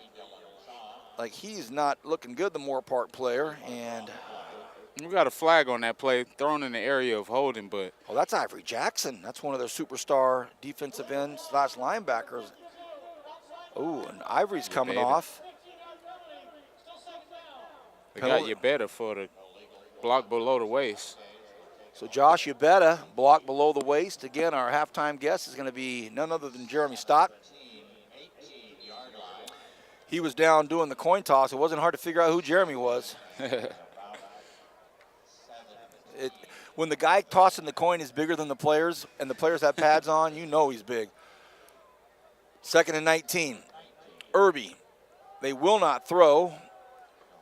Nice job by that Raider defense. Ortiz couldn't even get to the line of scrimmage before he was run out by Jalen Valuaga out of Channel Islands High School.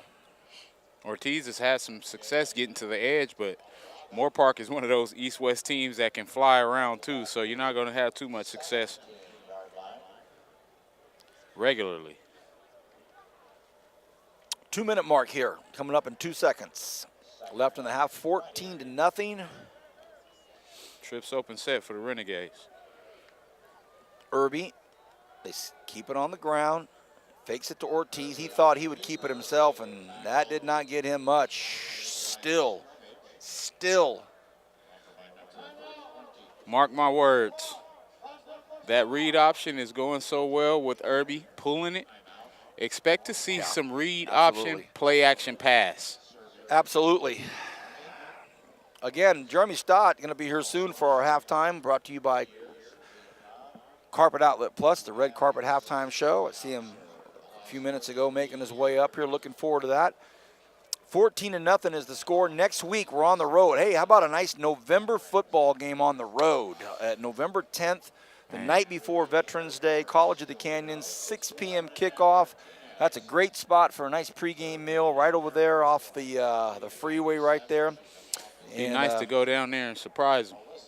It would be nice. A very, very good football team this year, College of the Canyons. So that could be a way to finish off our regular season with a big win on the road at College of the Canyons. And we'll talk more about that later. Right now, we're back from the timeout. 4th and 19. Carson Oliva stands at the goal line. And the return man for the Raiders, Vinny Corso, stands well inside his territory at the 40-yard line. They know all about Olivas by now. Hard to keep the #1 punter in the nation a secret after he keeps booming and bombing all these punts. Here comes Carson. They come after it, and they almost got it. Corso fair catches it at the 34-yard line, so still a 62-yard punt by Carson, and they were right in his grill. So a bomb. Look at that. What a bomb. He punted that from the goal line. Ooh. In the face of pressure as well. As I see my teammate make his way up the stairs. Who was that, his bodyguard? How are you Jeremy's bodyguard and you're 100 pounds less? It's like Stacy's Cooper's bodyguard over there. Here we go, 1st and 10. Prosser wants to pass at a screenplay, batted down out there. Nice job batted down by Alex Bolden. They were going to try to stretch out a little screenplay right over below us to the near side, and Bolden said nope. Alex Bolden playing lights out tonight, everywhere he needs to be. He's heard about the Red Shield Award. He's heard about the Red Shield Award, brought to you by our good friends at Tony's Pizza. And right now, it's up for grabs, frankly. You've got, I know you're wanting to give it to Cam one of these nights, but we'll see. We got a flag out. Has to be delay of game. As my brother shows up. Jeremy, what's up, sir? Good 2nd to see you, and man. 10. Who you got with you? How you doing? I'm Gavin. Nice to meet you, Gavin. Gavin Vance, how you doing? Jeremy, good to see you, buddy. All right on, dude.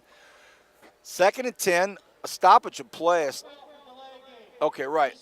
I was going to say that it couldn't have been delay of game. It would have been a 2-second clock. So 2nd and 10, a $1:40 to go here in the half. Renegades up by 2 touchdowns. Poster's had a tough night so far. He's trying to make something happen. He's clapping his hands, looks downfield, fires across the middle. Oh! Almost a highlight reel catch out there by Vinny Corso, but it also could have been a pick six in a heartbeat right there by Harrington. Harrington's had a few picks already this year. And as these receivers, I know they got to go back to the huddle and ask for one outside route. Come on, Coach. You're hanging us out to dry with these inside routes. Man, 1-7 record. The last thing I want to do is get my bell rung so hard. 3rd and 10. Shotgun double set.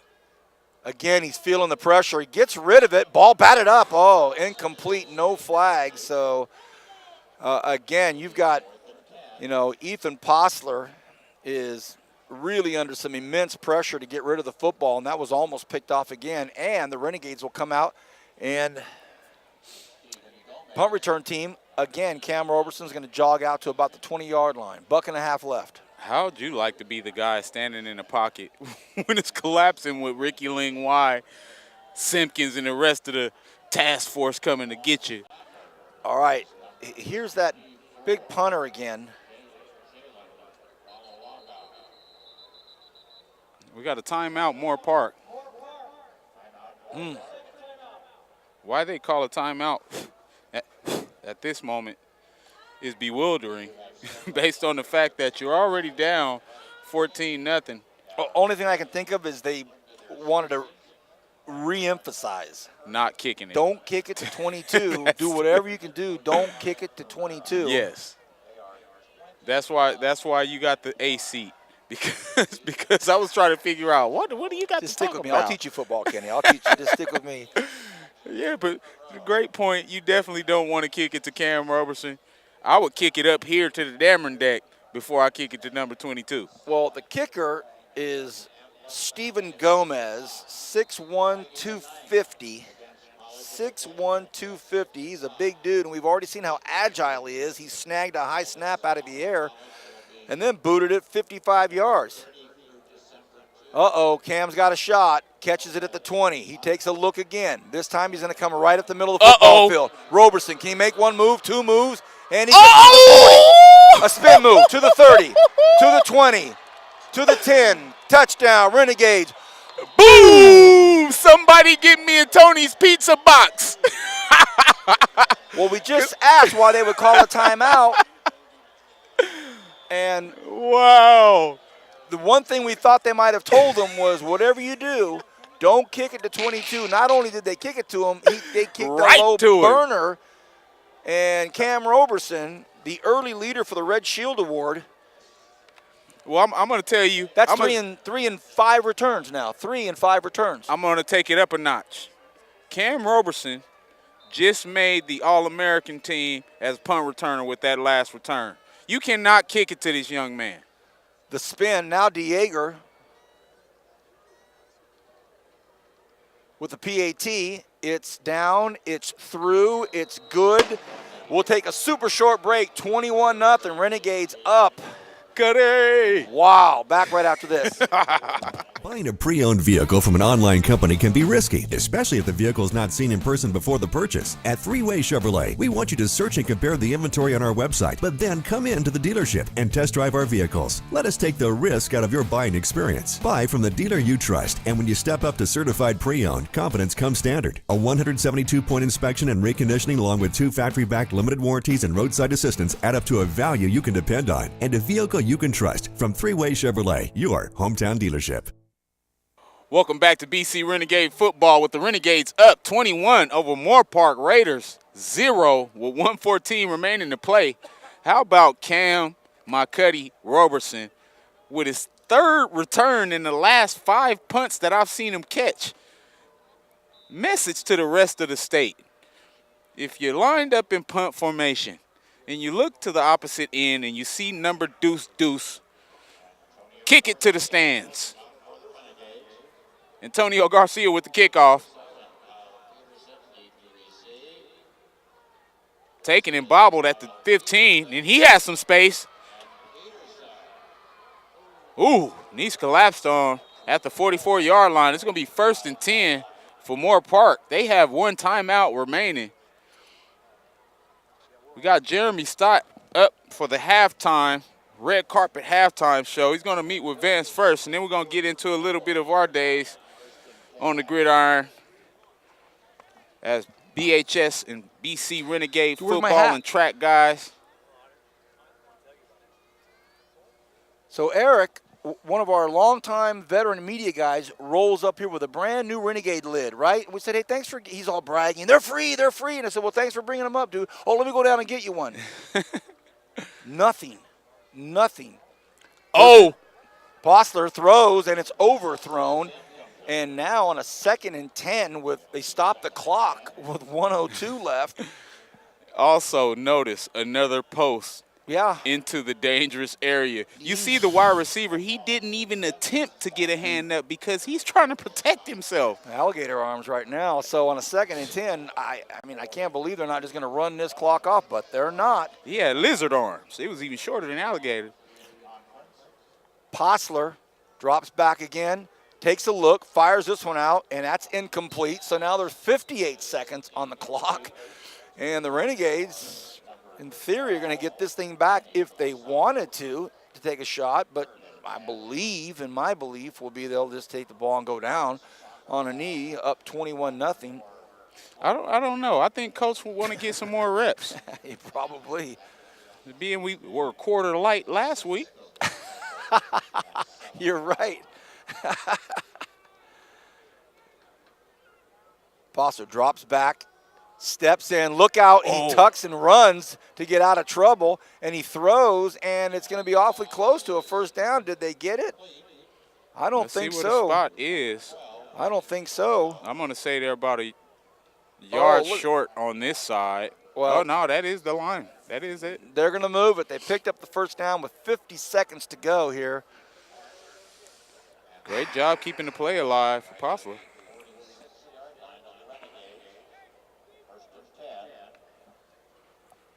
Shotgun double set for Moorpark. 50 seconds to play. Postler takes a look, throws. It's caught out there by Boucher. They're going to use their last timeout, it appears. So they call a timeout, 21-0. Renegades with a late score from a Cam Roberson punt return. Wow. We can't believe they kicked it to him, but they did. They punted it right to him. We were talking. For those of you just getting with us on News Talk 1180 KERN 96.1 FM, just want to explain very quickly. It was late. It's right now late in the first half with like 2 minutes left to go. Or 1:28 left. We couldn't figure out why they called a timeout on a fourth down, and we just surmised that they wanted to go over the fact, don't kick it to number 22. Not only did they kick it to him, they kicked a bullet right at him, and he took it and said, thank you. Roberson, second punt return in the second quarter. Kenny's elevated him to the All-America team. If you take into his whole body of work, freshman and sophomore year. I mean, it's what coaches vote on is the impact. Yes, he hasn't had a ton, but the impact that he has when he touches it is what gets him those votes. He's definitely got my vote. He's got coffin nail impact, you know? How about the yards after contact? Yeah, right here he hits. Yes. Get hit midfield and then spun. 2nd and 3. Raiders trying to make it happen. Nice pass, nice route, good catch. We got a flag here. And we got some extracurricular stuff going on again. Please don't say that. And that's why you're a 1-7 football team. You're finally threatening. Put yourself in a position to cross midfield. You make a play on a pass, and your offensive line is doing extracurricular stuff after the play to get you a 15-yard dead ball personal foul. This is why coaches have gray hair or none at all. And the coaching staff, the head coach wants to have a quick word with the official on the sidelines, and the official, I'm probably paraphrasing, was like, hey, look, I didn't make the call. Man, everybody wonder why I quit coaching, man. I wanted to keep the rest of my hair. 2nd and 18 now. Postler drops back on the near hash, steps out of the pocket, wants to throw across the body, does, and should have been picked off. Oh, Sean Stevens had one, and he had his blockers. His blockers were just as upset as they were. Sean Stevens had an interception, but Jeremiah Johnson and Harrington both said, oh, we had you. You catch that, we're gone. Well, Sean dropped one against Long Beach a couple weeks ago, too. He's a great cover corner. We got to work on those hands. Coach Clarence Stevens, get Sean Stevens' hands ready. See, you've been called out. C squared. 3:18 to go. 3rd and 18. And fumble, ball's on the ground, it's picked up. Will it be a scoop and score? It may be. Alex Bolden. No, they called it down here. Sorry. Don't shoot the cannon, don't shoot the cannon. Wow. Listen to the crowd, though. I don't know. Wow, that could have been another defensive score. Usually when your defense and your special teams are making plays. And that would have, and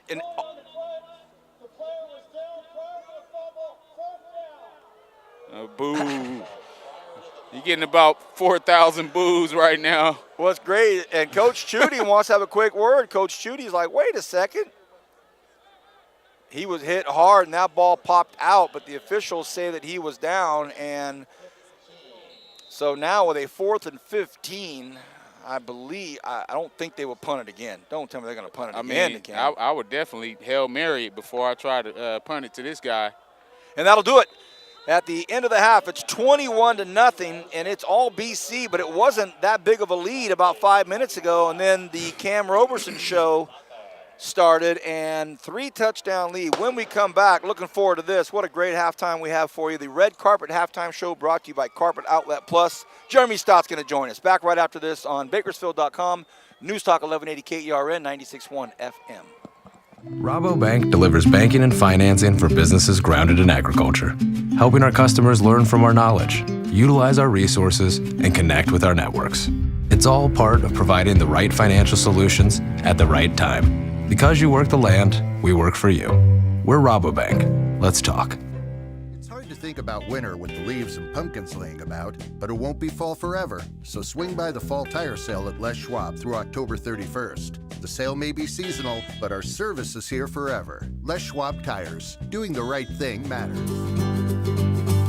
From the growers and winemakers to the tasting room staff, sales teams, and business owners, wine is an iconic image of California. At Rabobank, we know that viticulture and enology are an important part of the Golden State's business climate. They're industries in which growing businesses require a financial partner who understands the unique challenges they face every day.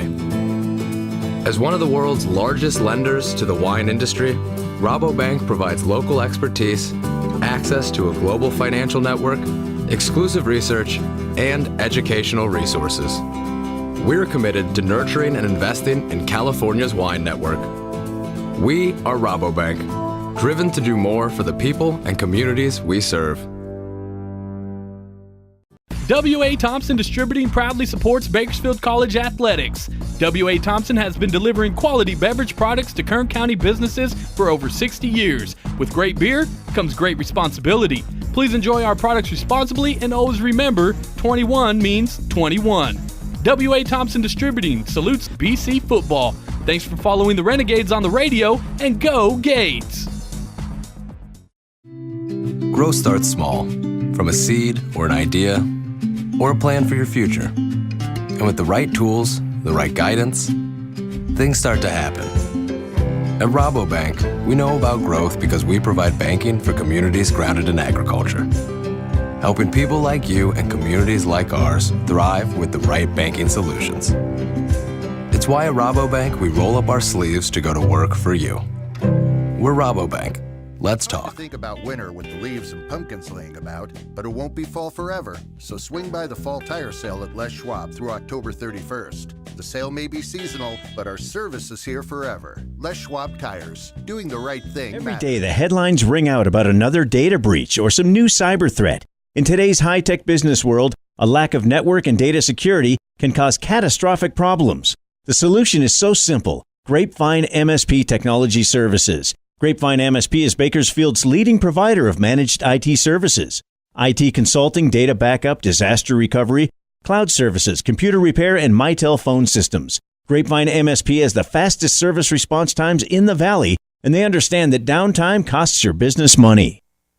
Welcome back, everybody. Vance Palm alongside our halftime guest here. This is the Red Carpet Halftime Show brought to you by Carpet Outlet Plus. 21-0, Renegades up by 3 touchdowns. It was a lot closer game about 6 minutes ago, and then Cam Roberson took over with 2 punt return touchdowns. There's a lot going on tonight. First of all, we started with skydivers, and then we had the coin toss by Jeremy, and then We have some brand new soldiers being sworn in down on the field, and that's a very special time as well. We also have Fred Smith, our trainer since when Frank Gifford was here.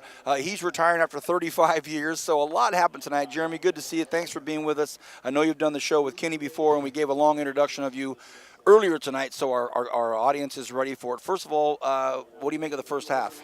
It was pretty exciting. At first I was kind of thinking, what's going to go on here? This is Moorpark. We got to get up for this game. And then, like I said, special teams came through, like I said, the last 8 minutes of that quarter right there. And I said, okay, that's the BC I'm used to seeing.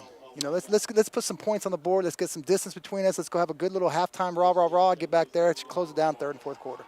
Jeremy, the crowd, big show of support for these brand new soldiers. They've just been sworn in, and they go from here right into a new life. I think I'd rather just segue right into that now, and you and Kenny are going to take over in the second segment. Let's talk about your life in the military. How did being a driller and a renegade, how did that prepare you for life in the armed services? Well, mentally, the structure. That's what a lot of kids these today miss, is that structure. The structure is what really got to me. I mean, essentially it was a no-think job. They tell you when to wake up. They tell you how to brush your teeth. They tell you how to comb your hair. They tell you how to do everything. And basically, you just have to learn how to follow directions. And I actually really enjoyed that kind of structure, because it reminded me a lot of being a driller and a renegade. But the military life, I loved it. I really did. I mean, if I could go back and do boot camp all over again, I would. I really would. I think boot camp was so much fun, because just watching them take these young individuals. I wasn't young. The other young individuals, I was 29 when I went in the Marine Corps. But watching them kind of take them through the progression and making Marines out of them was something. It was a sight to behold. It was an amazing transformation to see these kids coming in, with their kind of their cool toughness, just to get broken down and then be brought back up as Marines. It's just an amazing experience, and I wouldn't trade it for anything. A very unique path that you took, leaving Kern County, going to Arizona State. Well documented, your relationship with Pat Tillman, NFL career, and then going into the Armed Services. I'm a Jim Rome fan, a big Jim Rome fan. I'm driving one day, and he says, coming up after the break. And he says your name, and I said, wait a second. I pull over and said, wait a second. It's one thing to have Joey Porter or Kevin Harvick, but, man, when you start talking to Jeremy Stott, and I remember the great relationship that you and Jim Rome had on the air, and you were talking about it, and you were talking about Pat Tillman. I'm sure you get asked a lot about it, but maybe you just talk a little bit about that special gentleman. Well, the great thing about Pat is he was a just down-to-earth kind of guy. I mean, he's just the kind of person that you could go up and talk to him. He wasn't a very arrogant individual. He cared about the team. He cared about others. He was truly the salt of the earth.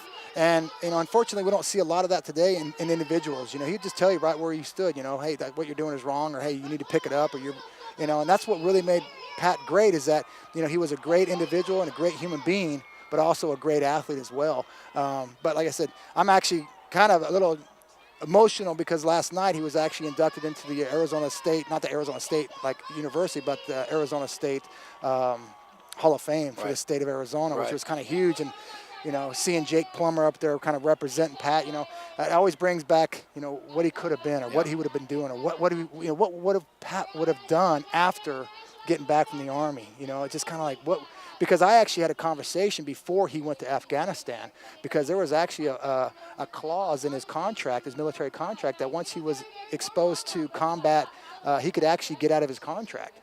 And he said, no, I signed it for 4 years. I'm going to go to Afghanistan, and then I'm going to do my part.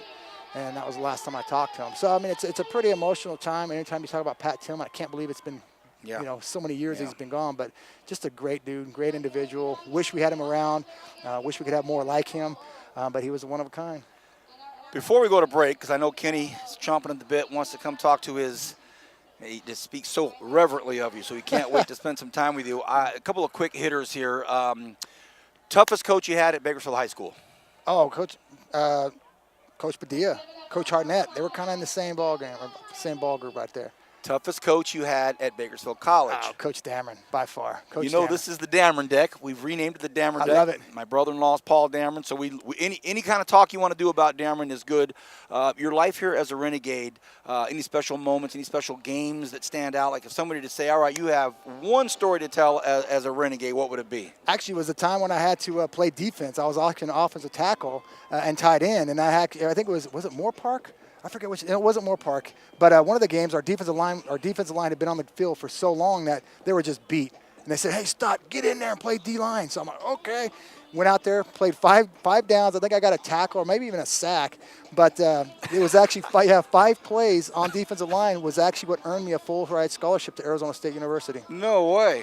That is something I Yep. did not know. Yep. That's crazy. Well, I'm going to step out, let Kenny get in here. It's 21-0. This is the Red Carpet Halftime Show brought to you by our good friends at Carpet Outlet Plus. Jeremy Stott with us here. When we come back, it'll be 2 drillers and 2 renegades, and it's going to get pretty serious right after this. So while your financial life may start out with a Rocky Raccoon account, as you grow, we'll be with you every step of the way. From your first car and everyone thereafter, to investing in your family's future, to buying that special house you'll call home. Current Schools. Together, we have something special. Current Schools Federal Credit Union has been the local choice to meet your financial needs. And just because we're local, you can still take us wherever your travels or life may be. That's right. From online and digital banking to mobile check deposit, Current Schools is always a tap away. And did you know banking at Current Schools gives you access to over 30,000 ATMs nationwide, more than any big national bank can offer. Download the Co-op ATM Locator app to find an ATM near you. See, we're local, but we're local everywhere. Current Schools. Together, we have something special. W.A. Thompson Distributing proudly supports Bakersfield College athletics. W.A. Thompson has been delivering quality beverage products to Kern County businesses for over 60 years. With great beer comes great responsibility. Please enjoy our products responsibly and always remember, 21 means 21. W.A. Thompson Distributing salutes BC football. Thanks for following the Renegades on the radio, and go Gates! Buying a pre-owned vehicle from an online company can be risky, especially if the vehicle is not seen in person before the purchase. At Three-Way Chevrolet, we want you to search and compare the inventory on our website, but then come in to the dealership and test drive our vehicles. Let us take the risk out of your buying experience. Buy from the dealer you trust, and when you step up to certified pre-owned, confidence comes standard. A 172-point inspection and reconditioning along with 2 factory-backed limited warranties and roadside assistance add up to a value you can depend on, and a vehicle you can trust. From Three-Way Chevrolet, your hometown Every dealership. day, the headlines ring out about another data breach or some new cyber threat. In today's high-tech business world, a lack of network and data security can cause catastrophic problems. The solution is so simple. Grapevine MSP Technology Services. Grapevine MSP is Bakersfield's leading provider of managed IT services. IT consulting, data backup, disaster recovery, cloud services, computer repair, and Mitel phone systems. Grapevine MSP has the fastest service response times in the Valley, and they understand that downtime costs your business money. Red Carpet Outlet Plus halftime show with Kenny Calvin and one of my greatest teammates, one of my favorite teammates, Jeremy Stott. How you doing, brother? Doing great, man. Good to be up here with you. Man, it's good to get you out of the mountain, man. No, all you got to do is ask. I'll be here for you. You know that. Renegades for life, drillers for life. You usually are. Co-captains, come on. You usually are there for me. You know, one of the things I talked about before you came up, when I saw you coming up, was reminding Vance all the stuff that we do outside of football. You know, for 20 years, we were just considered these football guys. That's the beauty of the experience of watching you do everything that you do after athletics, because we were just identified as these athletes through basketball, track, and different things that we accomplished. But to see the impact that you have in the community gives me just the same goosebumps as I did when you were kicking people out on 26 counters. Well, you know, that's the great thing about being able to, you know, want to go out and serve our community, make it better, and to do things that, you know, people did for us early on, because we know right out the gate, nobody gets to the top on their own. You know, and I hate when people say they're a self-made man, but that's not true. You might have made the correct decision, but there was somebody there helping you along, pushing you back. And so my biggest thing is I just want to give back to the community that gave me the opportunity to do the things that I did in my life. And I wish we could get more people out in the community to help these young kids to, you know, to accomplish and to potentially find their vision and their passion in life like we did. Yeah, you know, we had great men around us. I had an opportunity to spend time with Coach Preston, Coach Harnett, Coach Ornelas, and who else I see? Coach Van Horn at Coach Boomer's funeral. You know, and that was my first time actually seeing all those guys in the same room in a few years. And just having an opportunity to just sit and be a fly on the wall while they were interacting, it just inspired me, because these were guys that 30 years ago, I didn't understand the impact that they have on my life from a leadership perspective. So let's talk about what you're doing on campus. You know, you're in the welding program. How's that experience been for you? I really love it. I mean, I grew up in the trades, so I worked on the construction. During the off season between track and field and football, I was out there working in the trades. I was laying pouring concrete, cleaning up construction sites, landscaping, doing all that kind of stuff. These skills that along the way, if you have these skills, you become self-sufficient. And so, I really love the art. I call it the art of welding because just taking, just to be able to manipulate the weld puddle into some of the projects that I've seen you do. Oh, wow. yeah. Well, to take, basically fusing two pieces of metal together with what I call a bolt of lightning. I think there's nothing cooler than that. Absolutely. But not only that, but the structures that will be around for a long time. Like these lights. There was a welder that had to weld these lights together, and these lights have been in for 30 years. Absolutely. That's the kind of cool stuff. But the big thing is, I teach my kids a little bit of welding and a lot about character. It's all about the character. Like you said, all of our coaches, they're starting to get up there in age, and we need people to replace them and continue to do the great things that they did for us. The funnest thing I had the opportunity to do last week at the homecoming was a bucket list, interviewing Coach Bowser for the halftime. So, so 2 weeks in a row, I got my coach and I got my teammate.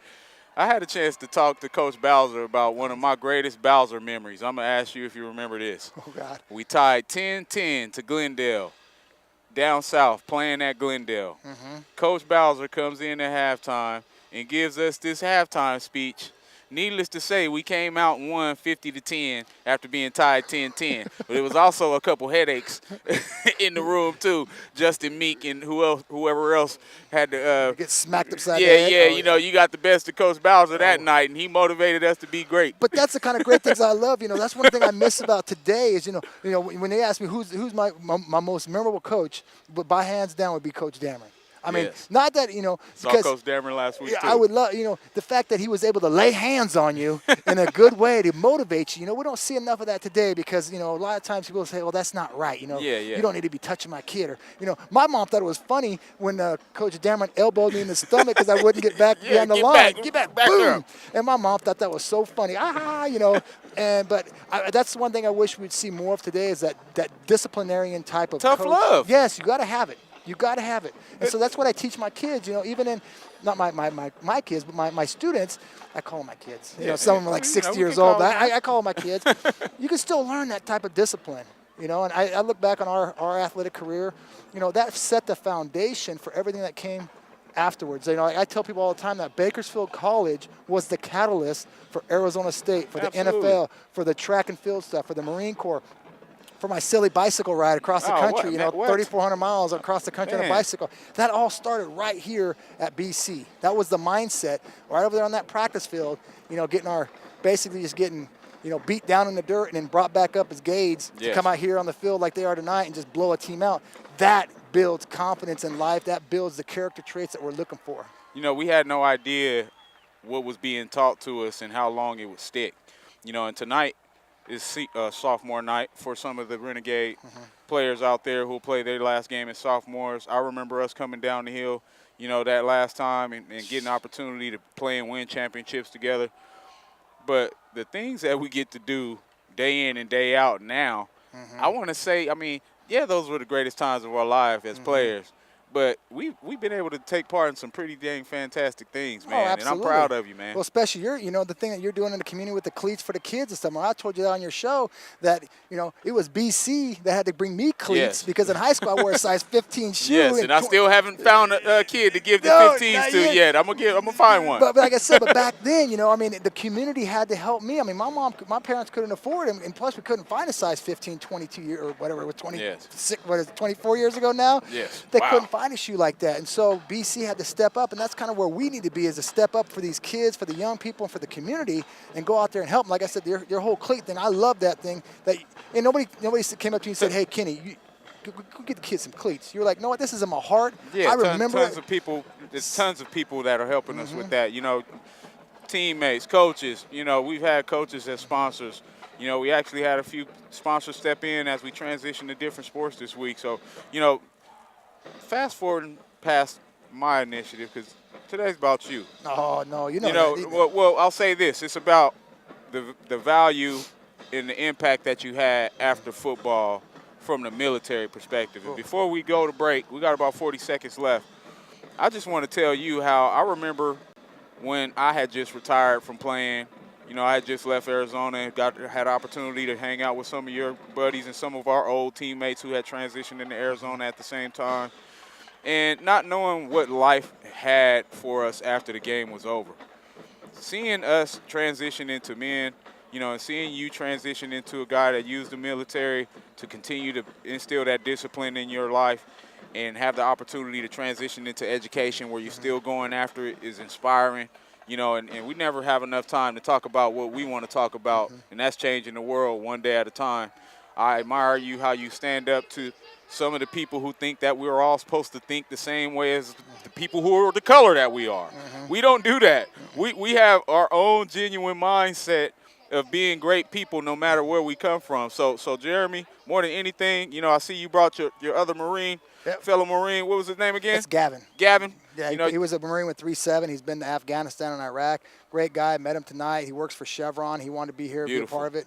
And we've been kicking back and forth, just kind of like we do, talk about the team. Yes. We're talking about Marine Corps stuff. And I just love it because I can relate to so many different people because of the experiences that I've been blessed to have. Absolutely, man. Well, hey, you know, our life will continue to transition to great things. I'm always here for you when you can get phone reception up there in the hill. Always call me back after I leave my messages. All you got to do is throw a text at me. You know me. Living up in the mountains is my kind of my zen. I love being up there because it's just a quiet place. Yes. Well, hey, more than anything, man, I'm proud of you. You know, it seems like our life is just getting started. You know, as men, you know, we had a lot of football life here. You know, I want to say we went, 13-1 on this field as Renegades, you know, home games. You know, twice, you know, and just have an opportunity to be your teammate as a football player and as a lifetime brother, man, it's an honor, man. I love you, man. Love you too, bro. brother. All right. Kenny Enough of that. Jeremy Stott. We'll be right back after the break with more Renegade football. Rabobank delivers banking and financing for businesses grounded in agriculture, helping our customers learn from our knowledge, utilize our resources, and connect with our networks. It's all part of providing the right financial solutions at the right time. Because you work the land, we work for you. We're Rabobank. Let's talk. It's hard to think about winter with the leaves and pumpkins laying about, but it won't be fall forever. So swing by the fall tire sale at Les Schwab through October 31st. The sale may be seasonal, but our service is here forever. Les Schwab Tires. Doing the right thing matters. From the growers and winemakers to the tasting room staff, sales teams, and business owners, wine is an iconic image of California. At Rabobank, we know that viticulture and enology are an important part of the Golden State's business climate. They're industries in which growing businesses require a financial partner who understands the unique challenges they face every day.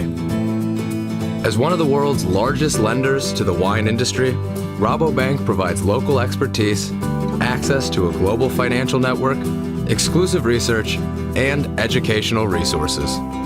We're committed to nurturing and investing in California's wine network.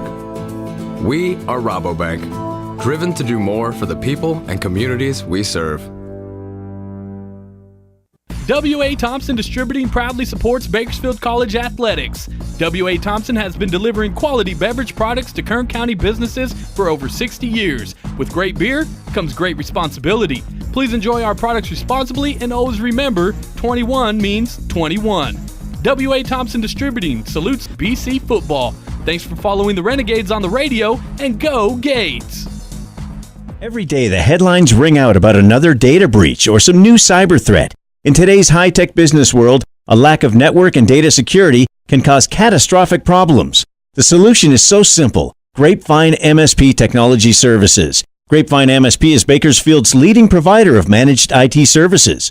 IT consulting, data backup, disaster recovery, cloud services, computer repair, and Mitel phone systems. Grapevine MSP has the fastest service response times in the Valley, and they understand that downtime costs your business money. Welcome back, everybody. Vance Palm alongside Kenny Calvin. I just sent you all the pictures I took of you and Jeremy.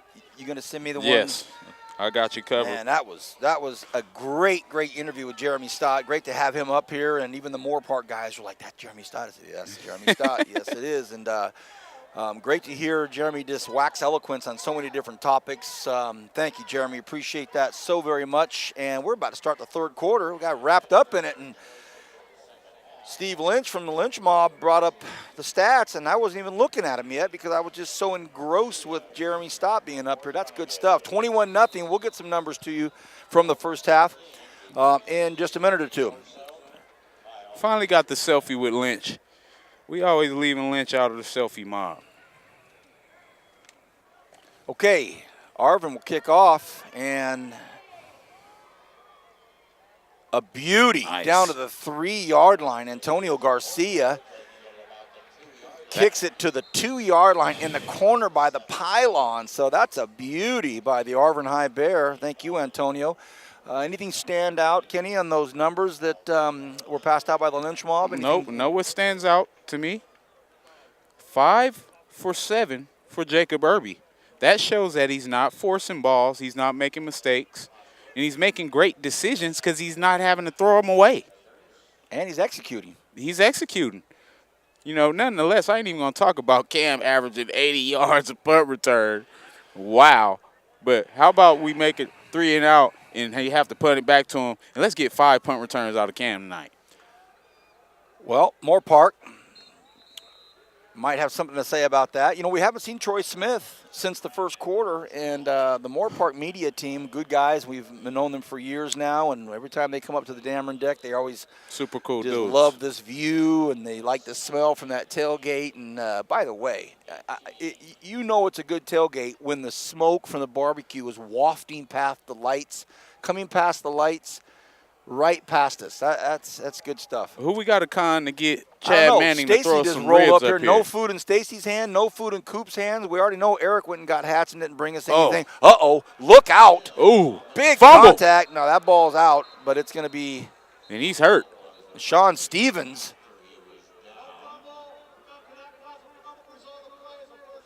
So a first down, but Sean Stevens just basically lowered the head and said, all right, let's go.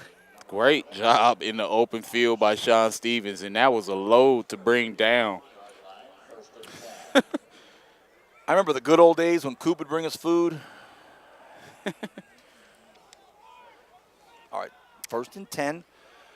Ball's at their own 31-yard line. And we mentioned we haven't seen Smith since the first quarter, and it is still Ethan Postler. Postler drops back. He stands, he throws, he fires, and it's missed. And the ball should have been caught, and it bounced through the hands of the intended receiver, and you heard the oohs and ahs. That was almost picked off again by Harrington. Yeah, and they keep going after those inside routes, and they're just not coming up with them because the receivers aren't selling out to catch the football. They're letting their quarterback down. He has to put the ball there. There's only windows that he can throw those balls into. You have to sell out as a receiver and sacrifice yourself. Well, and some of them are not bad passes at all. Should have been caught. 2nd and 10. Postler drops back. He's got pressure, fires. Ball's deflected, and it's almost picked off by Sean Stevens. The ball was deflected. It was knocked up in the air by Holden Williams, and it hung up there for about a second or two. And that ball was almost taken to the house by Sean Stevens. So the pressure that the Renegades are putting on up front is just causing Ethan Postler just nightmares. I know I drive some of the listeners crazy with my ooh, ah. Some of my cousins told me, "Kid, you be a little too wild up there." But, man, you got to see some of these plays are fingertips away from touchdowns. You can ooh and all you like, my man. Ooh. 3 receivers split out to the right side of the line of scrimmage. Postler drops back. This time the Renegades drop back. Postler throws, and it's dropped again. What would have been real close to a first down. This ball was put right on the money, and it was dropped. So if you're Ethan Postler, you got to be thinking to yourself, well, hang on a second. I'm rolling. I'm getting out of trouble. I'm breaking out of the pocket. I'm putting these things right in your chest. Man, some of these guys must be ready to go home early because they are just selling out on their quarterback and not giving them an opportunity to move the chains. And you know what, Kenny? That was Vinny Corso, who's a big part of their offense, and he's made some really good catches. But now Cam stands back at the 30, and this one's a high one. He might try to run under it. He does. Catches it on the run. Can he get outside? Ooh, boy. Cam Roberson caught this on the run at full speed. And was knocked down at the 40, and that was a big hit out there by Braxton Rogers. Ooh. Great tackle, because if he doesn't make that tackle, We're looking at touchdown return number 3. Kenny would have ran down there on the field and just gave him the Tony's Pizza. You win. Go home. It's over. The Red Shield Award is done. In this punter, you have to do a better He job. tried. He kicked it 50 yards away from Man, him. But kick it to the 7th lane on the track before you kick it to Cam Roberson. All right, quick pitch out to Ortiz. Ortiz lost the ball, and he has to. He took off running without it, and he had to. The ball was behind him. He was holding on to it behind him, and then it rolled up the shoulder pad, and he finally figured, you know what, I better just fall on this thing. A loss of 6. Yep. And Elijah thought he just took off running without it. Yeah, we talked pitch relation last week when we did the driller football game when they do a lot of option pitches. Our pitch relation has been pretty well. Irby now stands at the 30. An orthodox handoff this time to Ortiz, and Ortiz gets back up to about 2 yards behind the original line of scrimmage, so it's going to bring up a 3rd and 12. Great job by Ortiz sticking his foot in the ground and getting what he can get.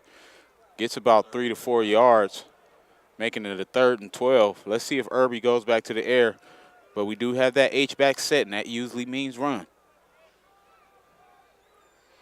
Irby. Again to Ortiz. Ortiz busts through the middle. He's got the first down and more. Can he get outside? He's trying to. He's at the 40. Now Ortiz to the 30. Knocked out of bounds at the 17-yard line. What a great job by Elijah Ortiz. Sure, he had good blocking, but once he got into the interior of that football field, he picked up the first down and said, I'm out of here, and broke straight across the field towards us, and then he jaunts down to the 20-yard line. Wow. Well, we talked about that H-back set being vital to the running game as he crossed over and kicked that defensive tackle out. But just like you said, Ortiz has another gear. Right about the 42-yard line, he kicked it in the 3rd. 1st and 10. DeCarlos Frazier with a nice block downfield for the Renegades. And now they're going to put it in Isaiah Martin's hands. And Martin draws a crowd, always the Garces Memorial Ram. And he does a good job of just protecting that football. He was jumped on by 5 Raiders. Our offensive line has done such a great job with running the football early. I would love to see some play action off of it eventually. 11-11, left in the 3rd. 2nd and 10. And there it goes. Play action. Irby lets go of it and takes a hit. Incomplete, and it was aimed for the far pylon, and he took a hit to the knees as soon as he let go. So nice job by that right defensive end. He knew exactly what was happening. He got to Irby, but it'll bring up a 3rd and 10. Yeah, we dialed it up right as I expected. Doing such a great job pushing the pal. Elijah Ortiz back in on a 3rd and 10. Ball is at the Moorpark 20. We haven't seen Shane Jones tonight. Ortiz couldn't get free. Boy, that's a nice play, a really nice play out there. A big tackle early and quick by Jordan McBride. Yeah, great tackle by McBride. Out of Rio Mesa High School, and that stops a drive, and it's going to be DeYager that's going to come on for a field goal attempt with 10:40 to go in the 3rd. That's a big play right there for Moorpark. Huge play. Their defense continuing to play with pride. If I was their defense after this dead ball, regardless of what happens with the DeYager field goal, I'm going to go and talk to my offensive receivers and let them know, hey, give us a chance because you guys aren't participating. 37-yarder for DeYager. DeYager is up. He puts it right through the middle. Field goal. What a beauty. 24-0. We will take a break. Renegades up here in the 3rd quarter. Back right after this.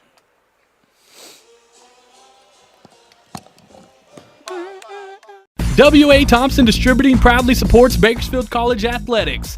W.A. Thompson has been delivering quality beverage products to Kern County businesses for over 60 years. With great beer comes great responsibility. Please enjoy our products responsibly and always remember 21 means 21. W.A. Thompson Distributing salutes BC football. Thanks for following the Renegades on the radio, and go Gates!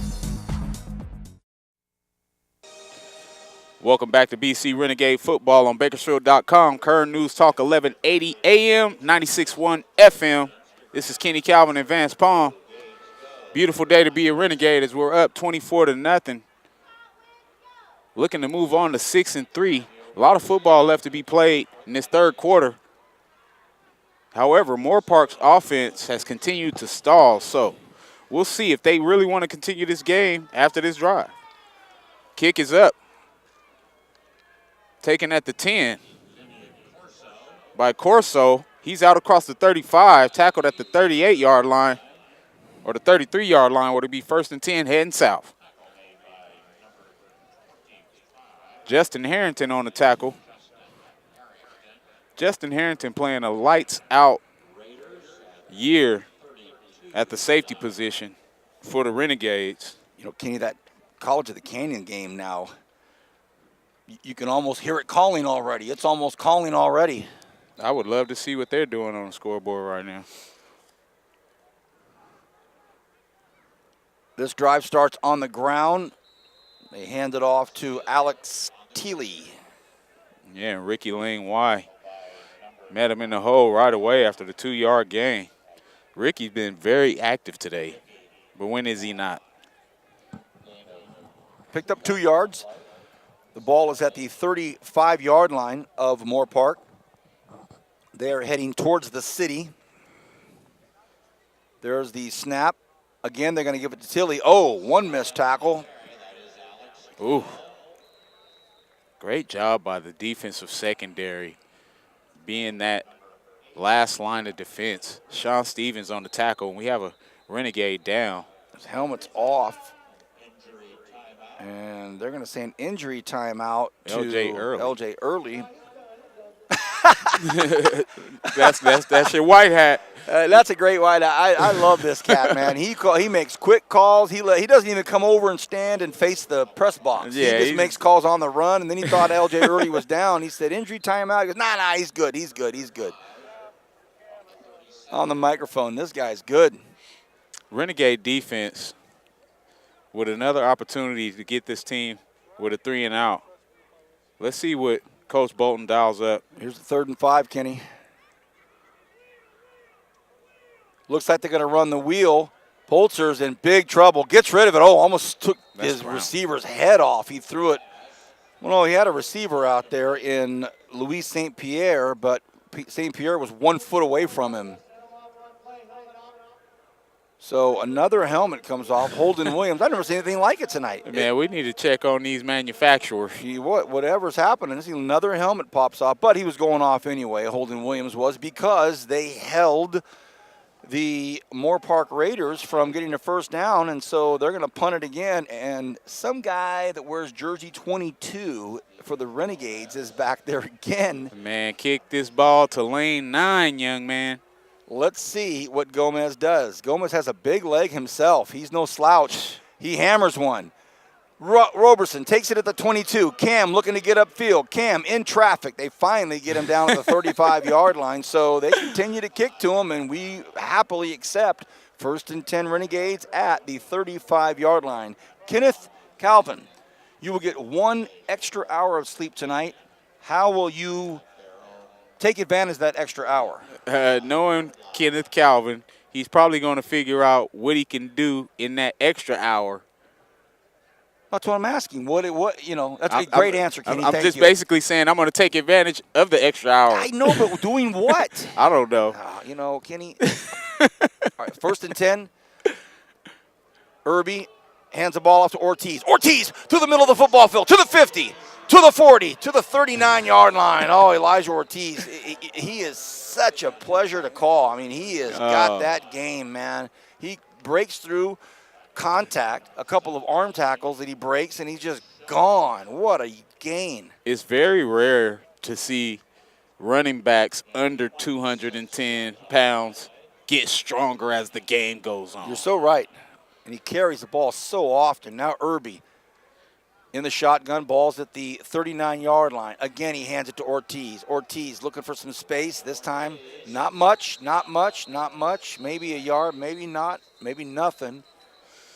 All right, so VP, you asked me what I'm going to do with this extra hour. No, don't ask me. Ask me. You got to give me your answer first. I got this concert coming up next week. I'm doing some major marketing. Kick campaigns transitioning into kids in kicks instead of kids in cleats, where we're going to bless some basketball players this fall. So you're got going to start work identifying. tonight. I'm going to work tonight. Instead of going to bed at 11, you're going to go Yeah. to bed at midnight, but it'll be 11. All right, I got you. 2nd and 9. Irby wants to throw. Oh, some interference down there. Has a ton of real estate. This time he fires one out. Oh, and he had his man, just overthrew him, and he's not going to be happy with himself because DeCarlos Frazier was open at the 10-yard line, and he had some time. Yeah, and that was a great job by Irby and the receiver being on the same page with the scramble drill and staying alive. Look at this down here. Oh, we got Kenneth Holmes for the first time. The East Blade right down below us. He comes in as wide receiver, and he'll stand at the 39-yard line right below us. Prayers to the East High football team. Going through a lot over there. 3rd and 9. Irby. Ortiz running for cover, trying to get out of bounds, and took a shot to the thigh. Referee's right there. That was clean, nothing bad there. But now it's 4th and 9. They're in this spot of the football field that if they bring Carson Olivas in, I wouldn't surprise me that they try a little fake here. You never know. Carson's done it before, and he can punt from where he's at the 45-yard line on his side of the football field and probably put it in the parking lot. Yeah, and this would be a great opportunity to give him some practice time for that coffin corner kick as well. Some positional punting. 4th and 11. So Olivas.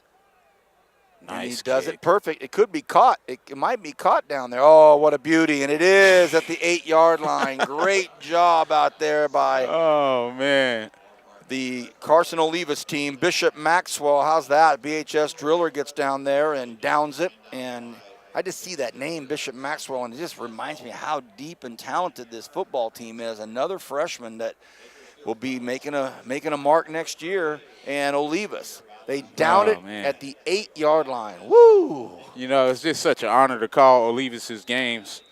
You know, every now and then we get off track and watching these skill position guys.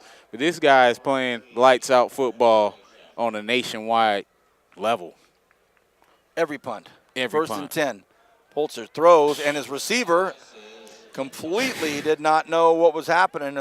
They had no communication because Alex Sarti was the intended receiver, and he was still running, and the ball had already hit the ground 10 yards behind him. So he's a speedy guy, 5'7", 150 out of Oxnard. But unfortunately, Postler had already thrown it, and the ball was down. Well, VP, I got to tell you, not many teams I hate more than Moorpark, being they stole a national championship from me.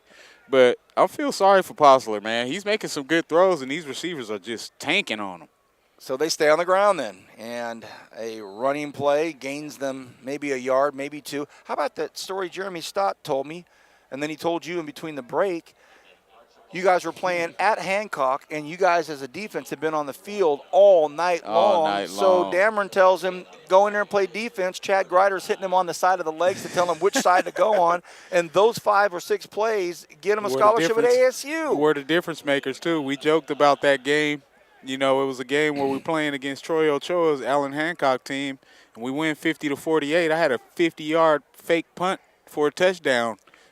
I'd probably help win that game, too. Attaboy. 3rd and 9. Postler deep in the ball's on the ground. Oh! Ball's on the ground. It gets stripped. One hand, Ricky Ling. Why?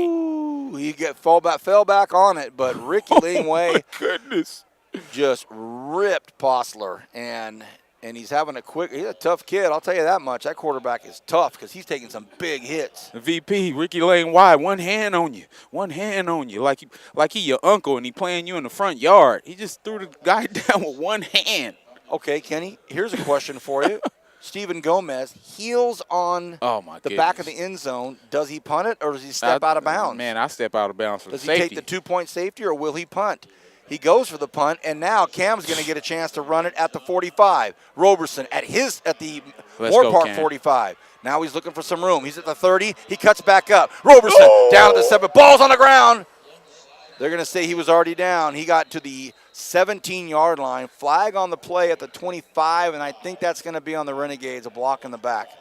I'm going to tell you this. Even though we have the flag, we have a couple seconds. Ooh. When it comes to punt returners, I'm a Deion fan. There's a reason I play corner. Deion, Primetime Sanders, my favorite punt returner of all time, as we get the illegal block in the back. Devin Hester is another one of my favorite punt returners. When you see Cam catch the ball in traffic like he does, he reminds you of players at that level. And Kenny, the vision, the second he catches that, he already knows where he's going. He doesn't like decide afterwards. Yes. He already knows when the ball's in the air. He goes, oh, I've got this. Picks an area of the football field, and it's not lost on you and I up here that these young men know when and how and where to block. I say that, we just had a block in the back, but these guys are so good at knowing Cam's tendencies. Start off this drive, handing the ball off to Isaiah Martin. Martin picks up 2. It'll be a 2nd and 8. Under 5 to go here in the third quarter. The Renegades in full control, 24-0 over Moorpark. Moorpark has skilled players. They've got some couple bona fide tough guys on defense, but a lot of drop passes tonight. And on top of that, excellent defensive effort by the Renegades. And this kid named Cam Roberson having a special night. 2nd and 9, balls at the 34-yard line. Yeah, and we're coming out in that trips H-back set once again. We're going power with Martin. He cuts it back. Great vision.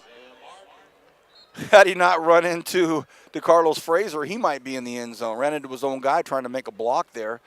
Ooh, that was close. Great job by Isaiah going strong side to the 25 hole and bending back opposite and take advantage of that lack of pursuit. How about this young man right here? Joshua Ubeda has been lights out all season in the run blocking scheme. 3rd and 2, 2 backs back there. Isaiah Martin and Elijah Ortiz, and they may have stopped us. They tried to get a quick give to Isaiah Martin, and they stopped him in the backfield. And I think this is a situation where Coach is probably going to continue to leave the offense out there. You don't want to extend the Jaeger's leg too far, being he's already missed one. Don't want to keep messing with that percentage. And I think on top of that, Kenny, he has great confidence in what his offensive line is going to be able to do. A hard count maybe. Nobody jumps, though. And they, this time, pitch it out to Ortiz. He could get to the end zone. Oh, and he cuts back to the outside, flag on the play, and that's going to be a holding on DeCarlos Frazier. And it wasn't even needed. It really wasn't even needed because Isaiah had, Elijah had so much steam that really DeCarlos Frazier, frankly, could have just gotten out of the way. And it's one of those situations where as the ball carrier as well, you can also contribute to the reason why your receiver held. Pick a hole and hit it. Right. Elisha, his vision is so great sometimes. Sometimes he's trying to continue to work a run when we just needed 2 yards. You already had the first down. Pick a hole, hit it, get the first down, reset. So now will we get to see the golden leg of DeJager? We do. So 6 on the play clock.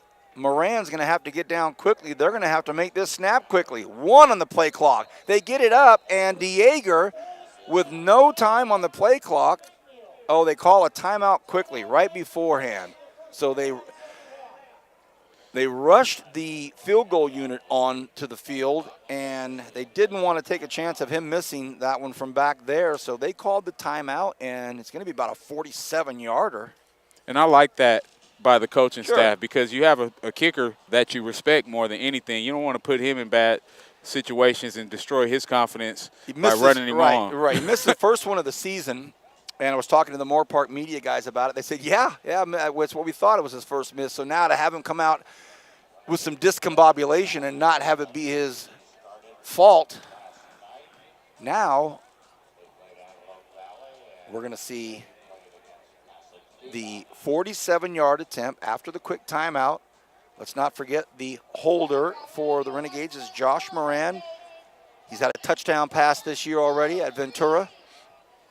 So here comes DeJager. Would be a nice spot for a fake. How about this? 47-yarder for DeJager.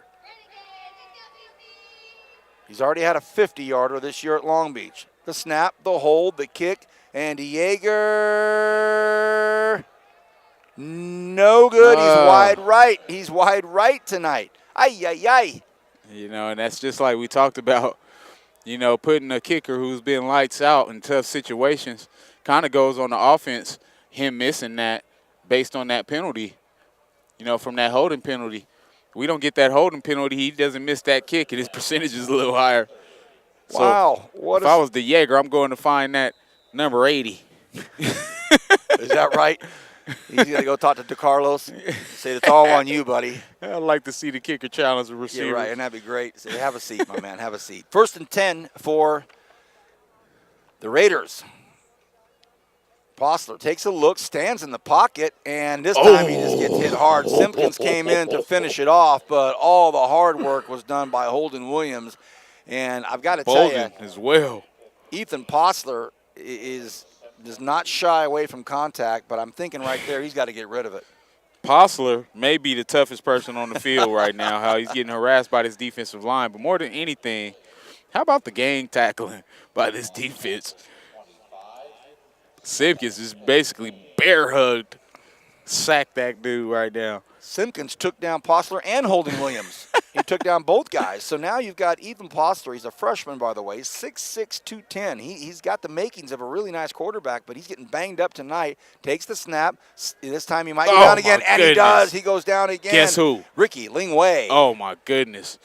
We may be having to reassess who this pizza box is going to because Ricky is playing lights out.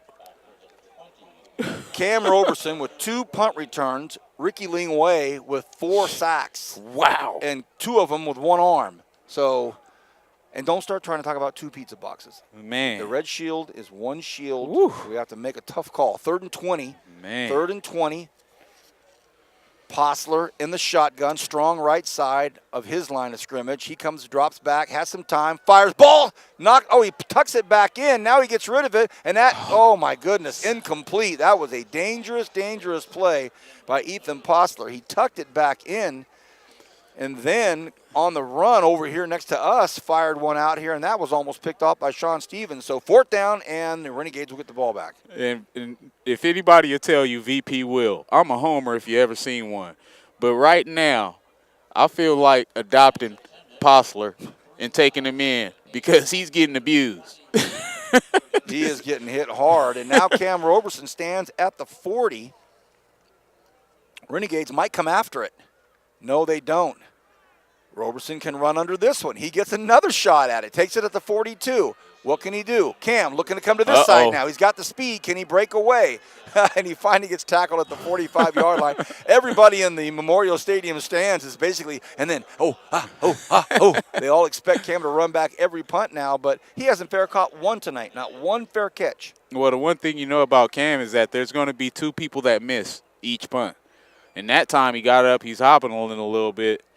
So we may have seen the last punt return out of Roberson. But Jones is his backup. We haven't seen Shane Jones this week.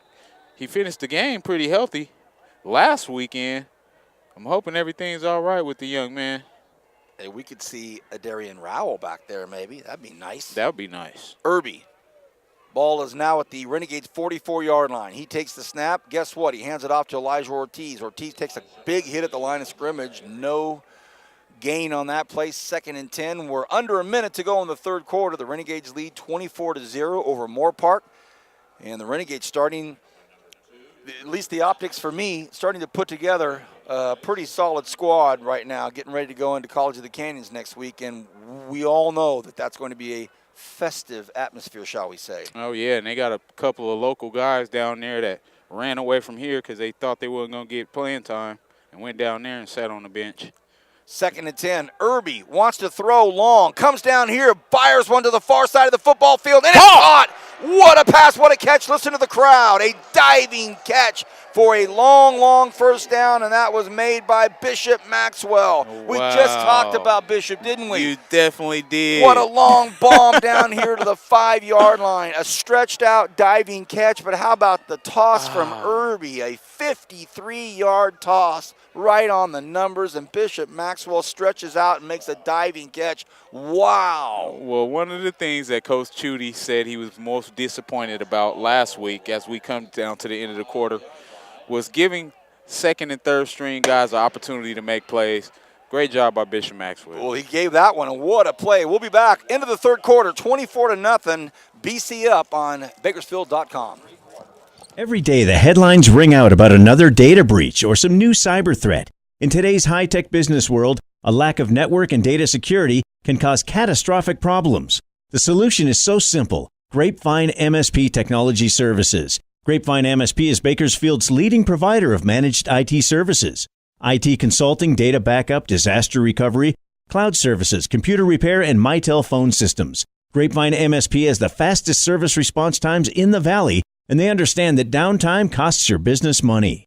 Buying a pre-owned vehicle from an online company can be risky, especially if the vehicle is not seen in person before the purchase. At Three-Way Chevrolet, we want you to search and compare the inventory on our website, but then come in to the dealership and test drive our vehicles. Let us take the risk out of your buying experience. Buy from the dealer you trust, and when you step up to certified pre-owned, confidence comes standard. A 172-point inspection and reconditioning along with 2 factory-backed limited warranties and roadside assistance add up to a value you can depend on, and a vehicle you can trust from Three-Way Chevrolet, your hometown dealership. Think about winter with the leaves and pumpkins laying about, but it won't be fall forever. Oh, man, it's turned into a fun little night here. How about Jacob Irby's 52-yard bomb to the near pylon down here?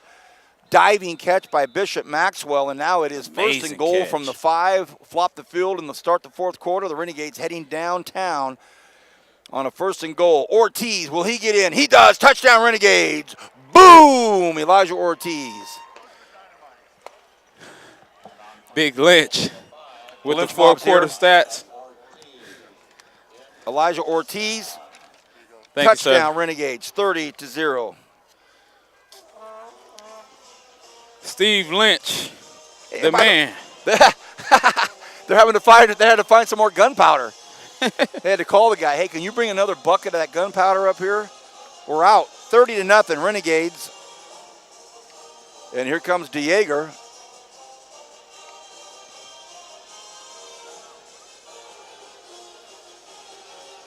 PAT is up, and it is good.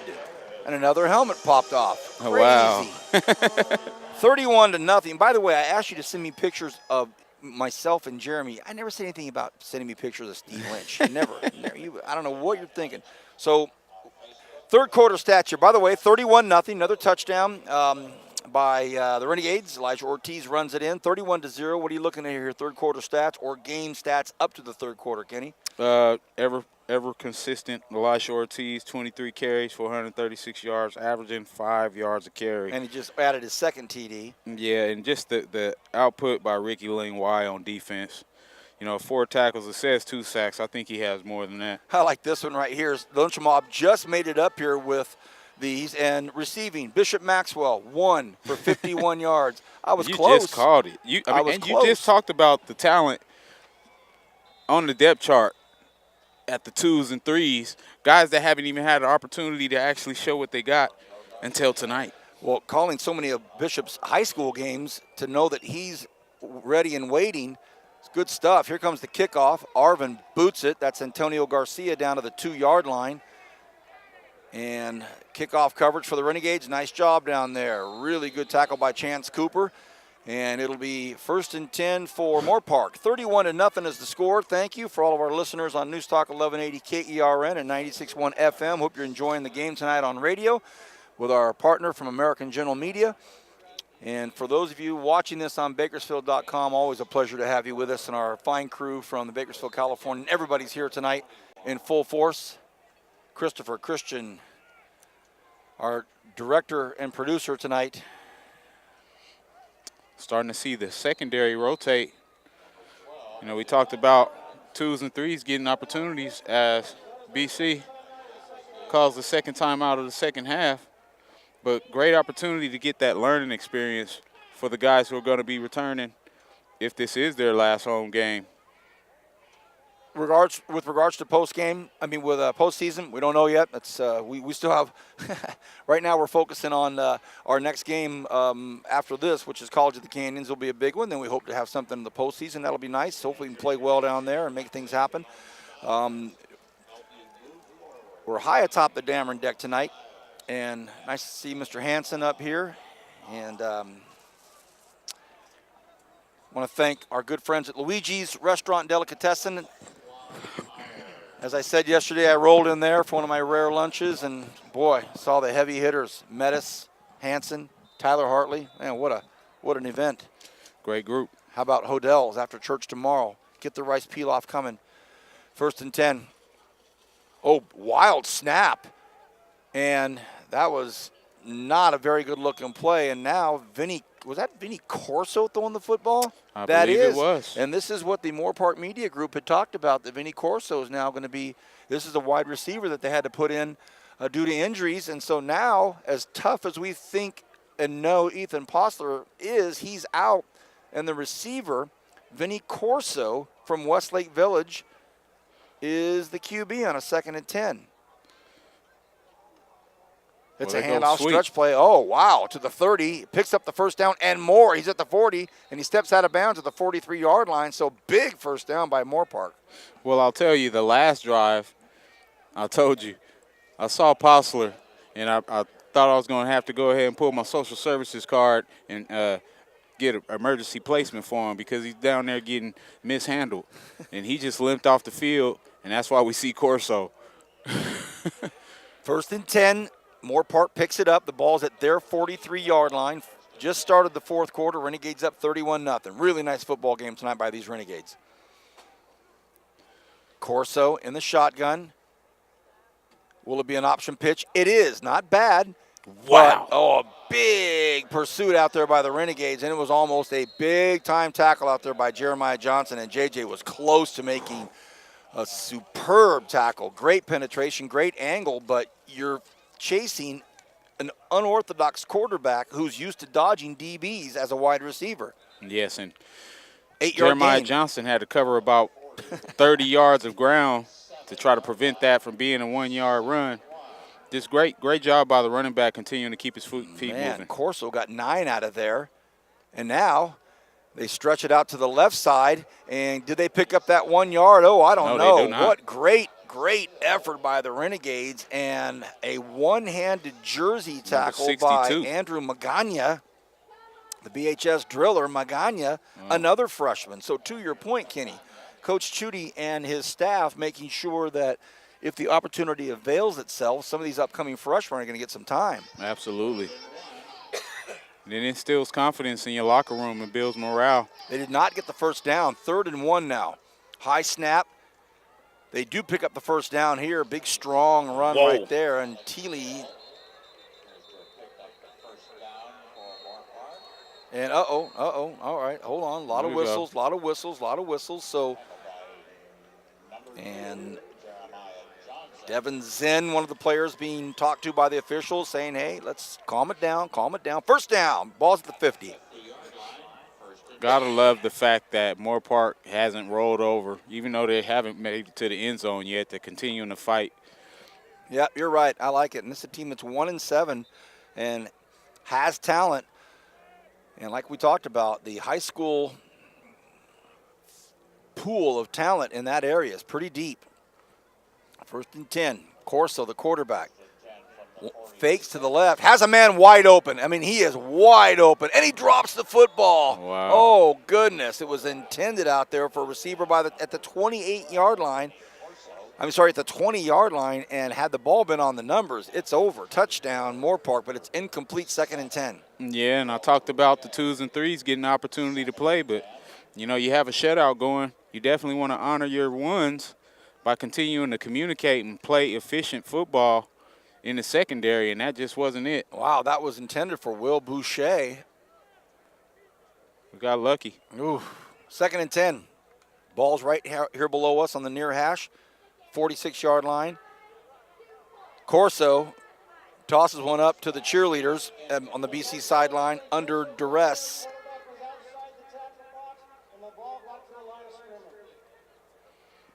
Brings up 3rd and 10. My favorite white hat making the call as he's walking down the football field. And a 3rd and 10, clock stopped. Well, I'll tell you what. Todd Hanson has covered some ground tonight as he takes the igloo of water back down the mountain. I've seen him all over this field tonight. Well, he doesn't go to the gym today. This is it. If I've got to walk these steps to the Dameron deck 13 times, I'm good. 3rd and 10. Corso drops back, has some time, and he's got the legs, so he's out. Holding call probably, and he fires. It'll be declined if it is a holding call because it's incomplete. Yeah, and that was a great call by that white hat of yours. As Corso tried to escape the pocket and roll left. So Brian Woodard, offensive lineman from Atascadero, 6'6", 300. He gets called for the hole. Well, you can't hide either when you're that big. So it's going to be 4th and 10. And well, I got a feeling you're that big, you ain't moving your feet, and that's usually why you get holding calls, because you got dead legs. All right, 4th and 10, no punt. We don't believe so. 13 on the play clock. So Corso takes the snap. They're going to go for it. He fires, has a man open, but it should have. Oh, it's caught. And it is caught by Boucher. It was deflected. We thought it was going to be an interception for a pick 6, but it was deflected, and Boucher makes the catch. First down. We were in a soft, too-deep coverage. As the corners, you're playing the flat, and you got to continue to get depth. Right there, we just short-hopped it off the hands. 4th and 10. Now Vinny Corso turns it into 1st and 10. Vinny Corso's a tough kid. 1st and 10, 11 minutes to play in the 4th quarter, and eternity. Ball's on the far hash up along the BC sidelines. It's a run play to this near side. And the Renegades, a big stiff arm, but a bigger tackle at the 24-yard line. And so a strong run out there by DJ Turner. And he put the stiff arm out, but we have a Renegade down on the sidelines. We'll take a short break. We'll be back in just a minute here. All Renegades tonight. Every day, the headlines ring out about another data breach or some new cyber threat. In today's high-tech business world, a lack of network and data security can cause catastrophic problems. The solution is so simple. Grapevine MSP Technology Services. Grapevine MSP is Bakersfield's leading provider of managed IT services. IT consulting, data backup, disaster recovery, cloud services, computer repair, and Mitel phone systems. Grapevine MSP has the fastest service response times in the Valley, and they understand that downtime costs your business money. Welcome back, everybody. The Renegade that went down for just a second is Monte Robinson. He's back up. He's okay. He's walking off. But at the end of the play, a personal foul on Moorpark, and it's going to move it back. Wow, I didn't even see what happened. Neither did I. But again, it's just like we talked about. You have a team that's struggling. You finally make a move to get across the 30, the 35-yard line, and now you got another dead ball penalty that moves you back. Second time that's happened to them.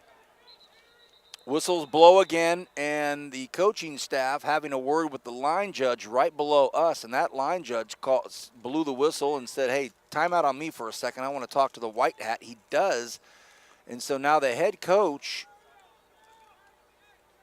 wants to talk to the white hat himself. I think they're just as flummoxed as we are. They're not quite sure what the call was.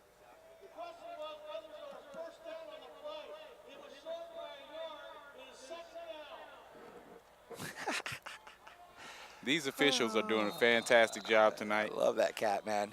We got to find out his name. Yeah, he's just having a dialogue with the audience. Hey, the question was this, and here's the answer. And that's very rare. You know, E equals MC squared. Hope you guys.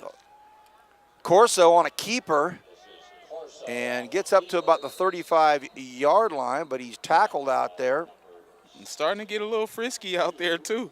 Magana with the tackle. And, of course, you know, it just the resentment starts to set in. You're down 31-0, and you've had a tough season. 3 receivers spread way out to the left side of the line of scrimmage up against the BC sideline. The ball's down here by us on the close hash mark at the 35, 3rd and 12.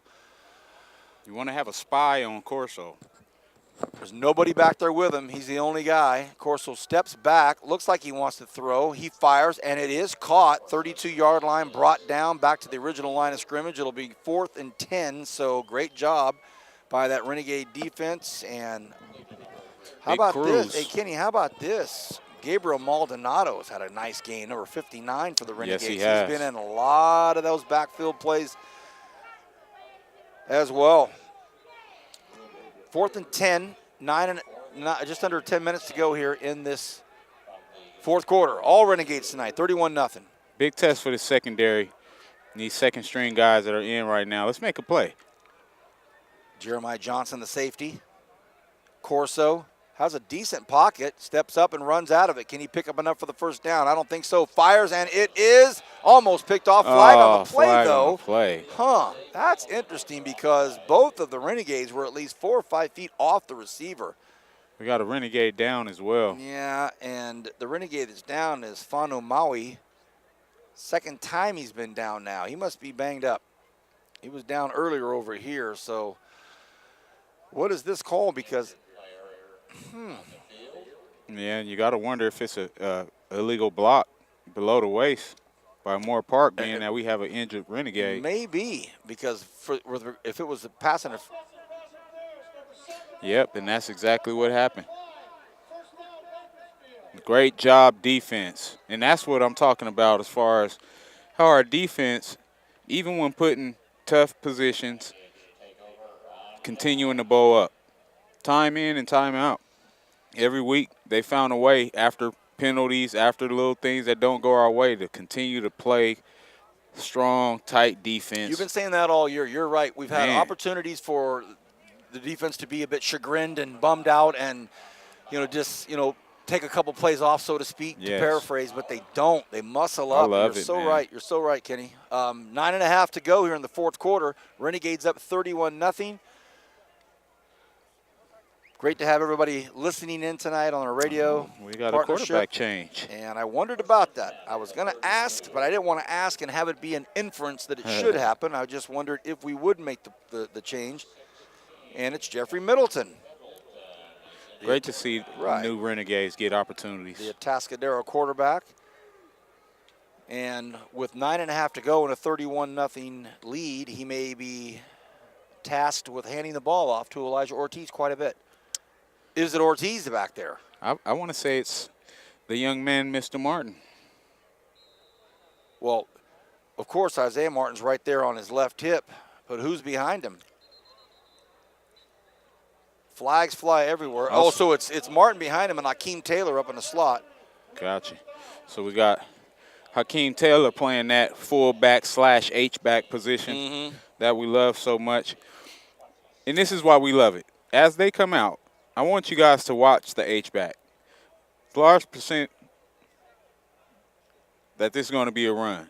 Watch the H-back as he usually crosses to get either the defensive end or come down on this two technique right in front of him.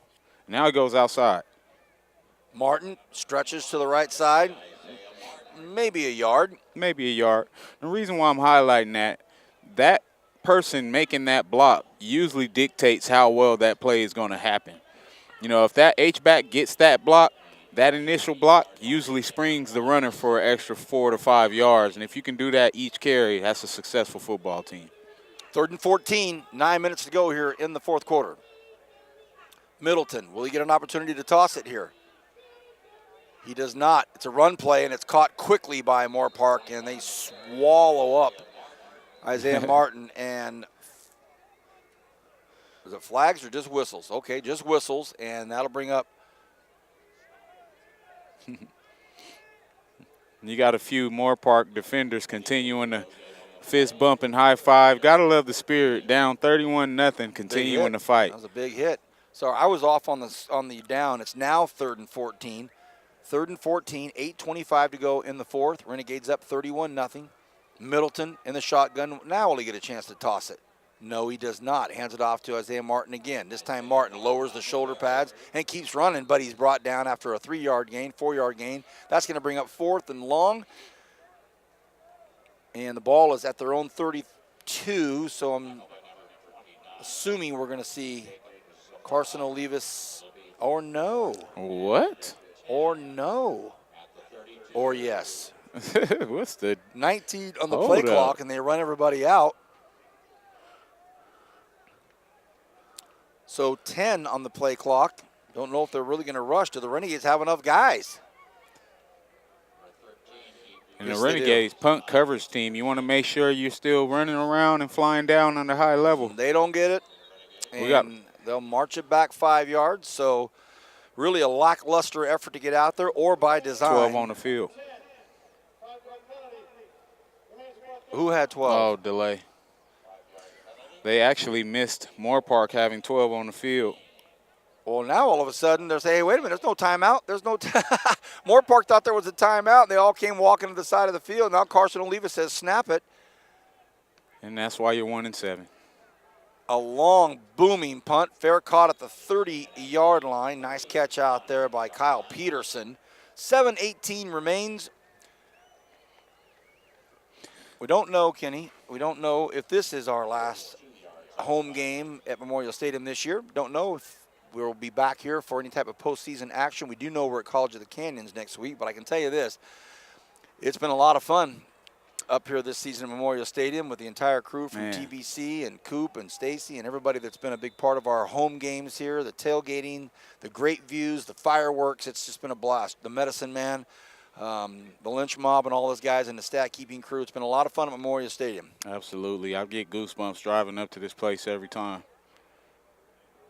Corso on the run, fires one up, another man wide open, and it's caught. And he drops it's it. Dropped at the 35-yard line, and the scant group of people from Moorpark that are here tonight, there's maybe 100 people from Moorpark, they just put their hands up in complete I would love to see drop stats of the Moorpark receivers. For our radio audience, that was a 40-yard pass from Corso to a wide-open receiver, and it was a lob pass, and he dropped it with nobody around him.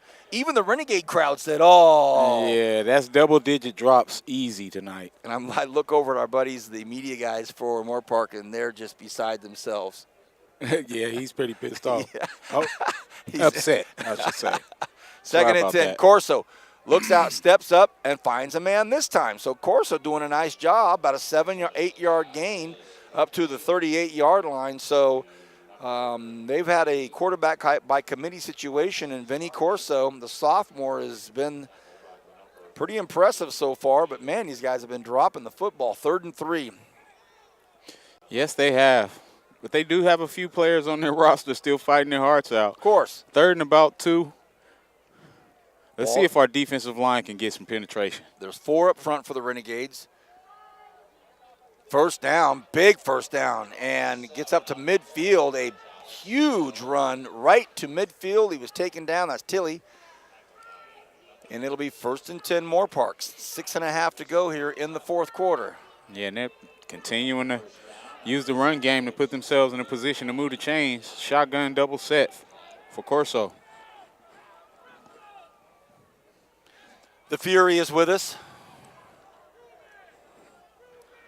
Sports Information Director Brandon Urie.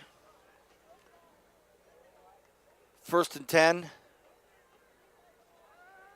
Corso fires. Oh! And he hit the official in the side of the head with the football, and it was a spiral, tight spiral that hit the official right in the side of the ear, and instantly all of the medical staff from Bakersfield College came out. We'll take a short break. We'll be back right after this.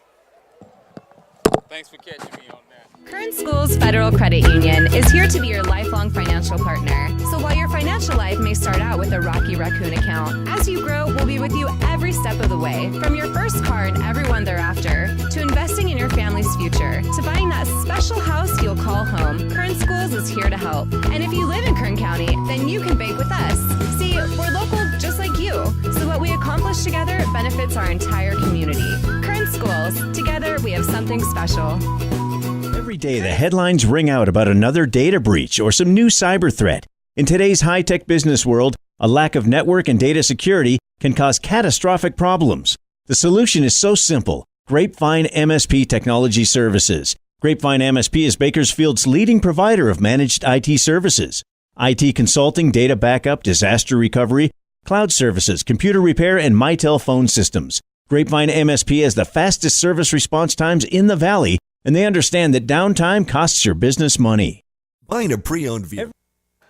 All right, everyone. We are very pleased to announce that the official is back up, and Oh, that's a great sportsmanship right there. That's Vinny Corso, the quarterback that unloaded that laser, went over and shook his hand and said, I hope you're okay. That was a scary moment for anyone in cold weather that's ever had a football at 100 miles an hour hit you in the side of the head. That was a bit scary, but he's okay now. And Corso connects. Corso's a class act for that. Yeah, after the referee went up, Vinny went over and shook his hand and said, man, can you imagine if he'd have said, hey, you okay? Out of a habit, you know how they hit guys on the helmet stuff? Man, that was great to see that official back up. So now it's 3rd and 3 from the Renegade 42-yard line. I can't overstress how scary that was. He just dropped. Oh, goodness. Yes, he did. Okay, 5:25 to go in the 4th. Corso's trying to get Moorpark in the end zone. Corso, and that's incomplete. Again, he was looking for the big fella, Samson Olajaidi. Say that 3 times. Well, he's big like Samson is, 6'2", 200. Did not connect on the pass, so now it's 4th and 3 from the Renegade 42-yard line. Can the Renegades keep them from getting that first down and get back on the field and kind of wind this thing down? Pick to the house, Renegades. Corso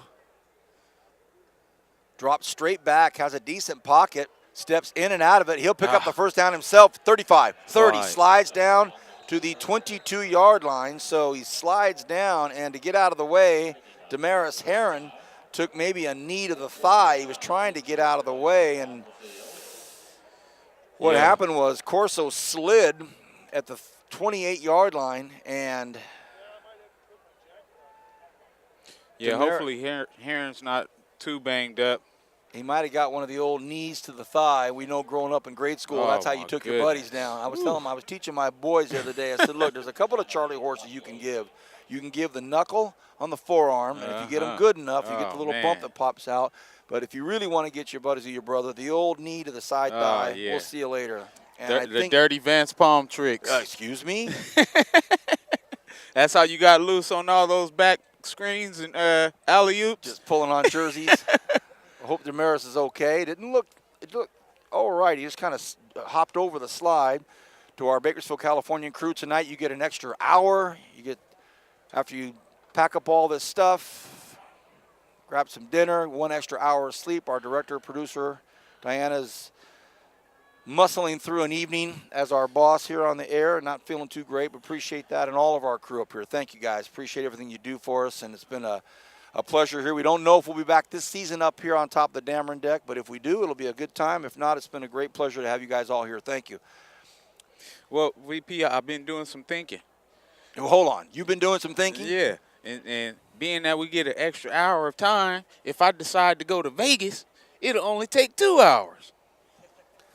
Maybe I should go to Vegas tonight. Wait a minute. You've gone from working in all these great philanthropic I could work on the way to Vegas. Oh, great. Okay, Heron's up. That's good. Good. He's got. All right, little cousin, get up.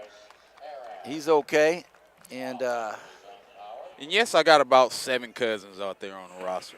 I'm going to get all my cousins on the roster and write them down and bring birth certificates so y'all know I ain't lying. Okay. Got to admire the heart of the Moorpark offense. Many other teams may have just folded the tent. They're continuing to try to execute and get on the board. We see the medicine man doing his strut. He's going to meet with Coach Chudy at the end of this 4th quarter. And here is a 1st and 10 from the Renegade 28. In motion is Tilly. Corso takes the snap, looks, he's in trouble. It's a screenplay, and it's incomplete. He had to get rid of it quickly, and I don't know if there was anybody there. He threw it at 3 linemen's ankles, but no flags. Yeah, he had his back there. I don't know the score of the College of the Canyons game. Not 100% sure what's happening with COC, but that's going to be a big one next Saturday night. Big game. Come on down, man. It's 45 minutes to an hour. Get there. Come watch and support your Renegades. It's one of those football stadiums where we're all packed in tight together, and it's right off the freeway by Stevenson Ranch. Grab some dinner. Be a great place to spend Saturday night next week. 2nd and 10. Corso drops straight back again. We know he can run, but he's brought down, and a big, big play out there. Oh, wow. Final score, 34-7 to win their 14th straight game and improve to 9-0 in the season. Wow, so College of the Canyons hosting the Renegades next Saturday night. It's going to be a big one. Thank you, Brandon Uri, our SID. Right on time. Hey, Brandon, great night tonight. Great night in all aspects. Appreciate everything that happened tonight. We had guys jumping out of planes, and we had Jeremy Stott up here. We had our new Army recruits, Fred Smith, being honored. Brandon, a big night. Thank you, buddy. Great night, yeah. Appreciate that. 3rd and 16. Corso. And he's brought down another great play. Goodness gracious. Is that 2 in a row? That is 2 in a row. So a big sack. Oh, man. 2 Marks? big plays in a row. That's Cole Johnson, I think. Wow.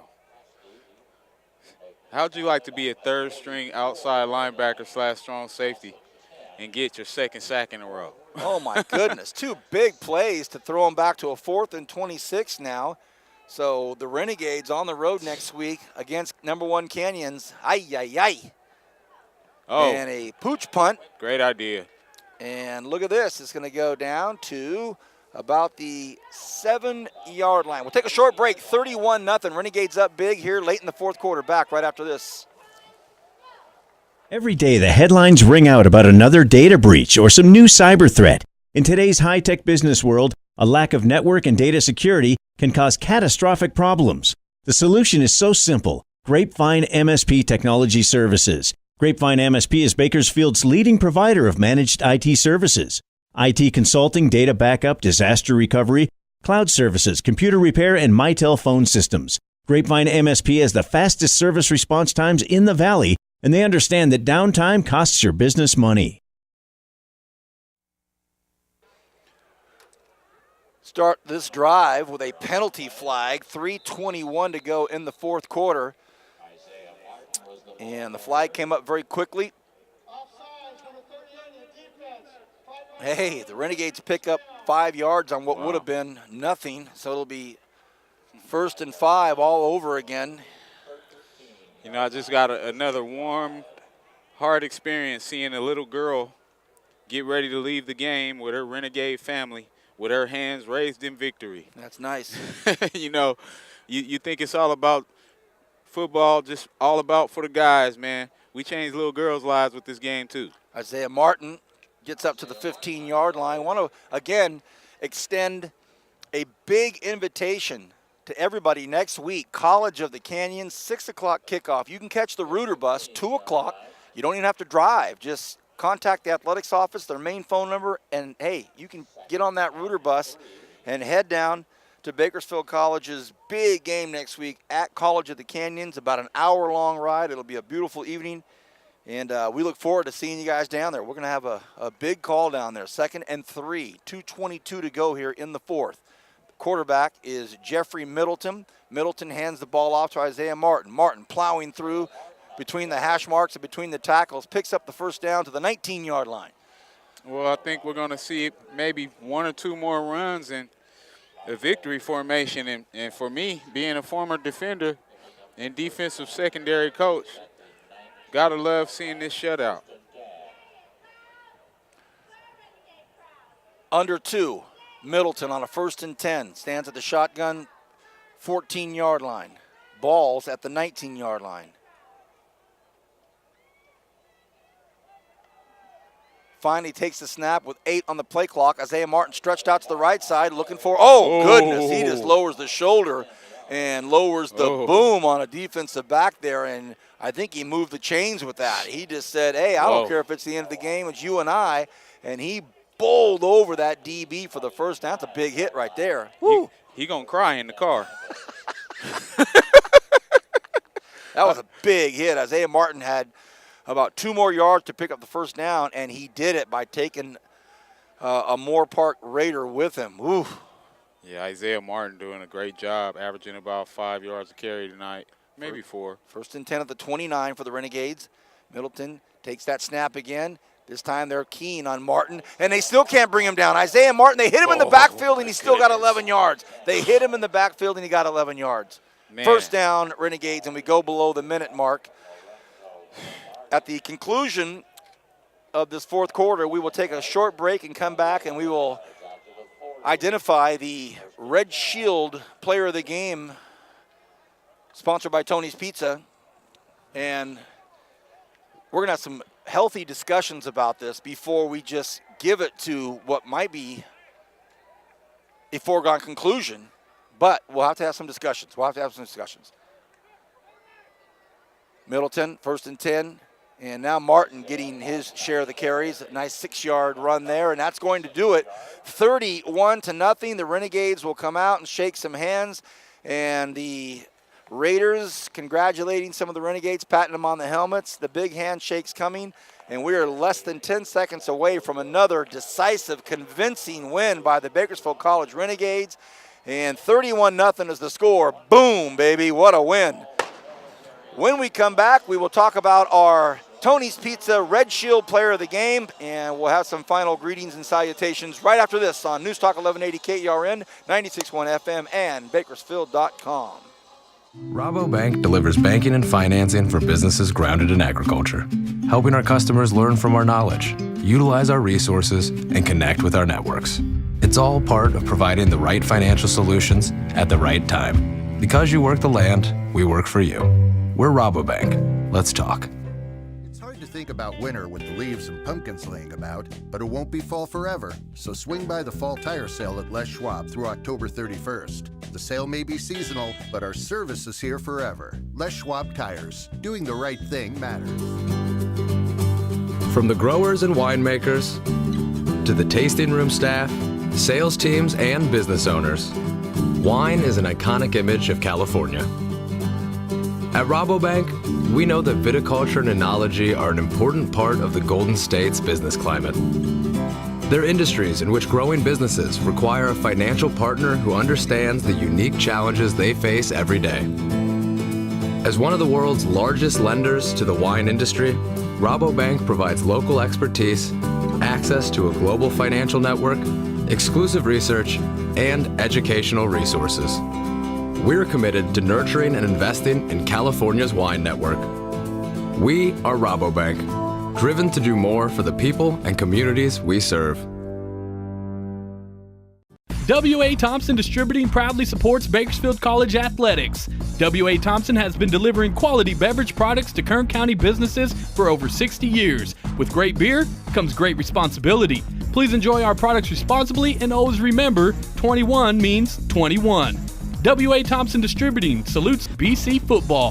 Thanks for following the Renegades on the radio, and go Gates! Growth starts small, from a seed or an idea or a plan for your future. And with the right tools, the right guidance, things start to happen. At Rabobank, we know about growth because we provide banking for communities grounded in agriculture, helping people like you and communities like ours thrive with the right banking solutions. It's why at Rabobank we roll up our sleeves to go to work for you. We're Rabobank. Let's talk. Think about winter with the leaves and pumpkins laying. Hey, everybody, smiles all around here in our post-game show. What a treat, a 31-0 victory for Bakersfield College, the Renegades, with a big, big win. We set the stage tonight honoring our veterans here. We had skydivers dropping out of the plane. It was just a beautiful, beautiful start. What about that skyline we had? Fred Smith, our fabled and unbelievably historic head trainer after 35 years is retiring. Thank you, Fred. We also had Jeremy Stott here with the coin toss, and also our halftime guest. We had new Army recruits sign up tonight and have their oath and take off for the Army. It's a big, big night here at Bakersfield College. A lot happening. Hope you enjoyed it. And it's capped off with a 31-0 victory. Before we get into any awards tonight, Kenny, first of all, your thought on a snapshot view of this game. Just continued excellence from a getting better perspective. And I had Coach Chudy on the show on the Renegade Report early in the season. I want to think it was probably the second or third week. And all he talked about was making sure we get better every week. We can't be focused on what we want out of the season at the end. We just want to be a better football team week to week. I think we've done that. Looking at this season, we have one big league game left, and that's at College of the Canyons. if we look at this season, how we've developed, look at our storylines from how we started at Mount Sac and who we had with us, the personnel that we had with us, what the changes that we've gone through. We had a tough loss at Golden West that none of us thought that should have been a loss. We just had some tough times when Needy gets hurt. Irby goes in. We just had some opportunities lost there. We go into the bye. We get out of the bye. We start at Ventura, and some things slipped away from us there, but we stayed together. We stayed committed. We've stayed within the system that we put in place. And all of a sudden, I'm starting to see this Renegade team starting to, this is a cliche that I think it gets overused, but I'll use it, starting to hit on all cylinders here, Kenny. Absolutely, absolutely. And one of the things we talked about more than anything was the fact that we're playing good football at the right time of the year. You know, you never know what the expectation is going into the end of the year when you have 3 losses. We're spoiled as a football community. Yeah. We're used to 10-win seasons here. And if we don't have it, it was a failure. You know, I had 2 10-win seasons here as a player, and you feel like that's the expectation.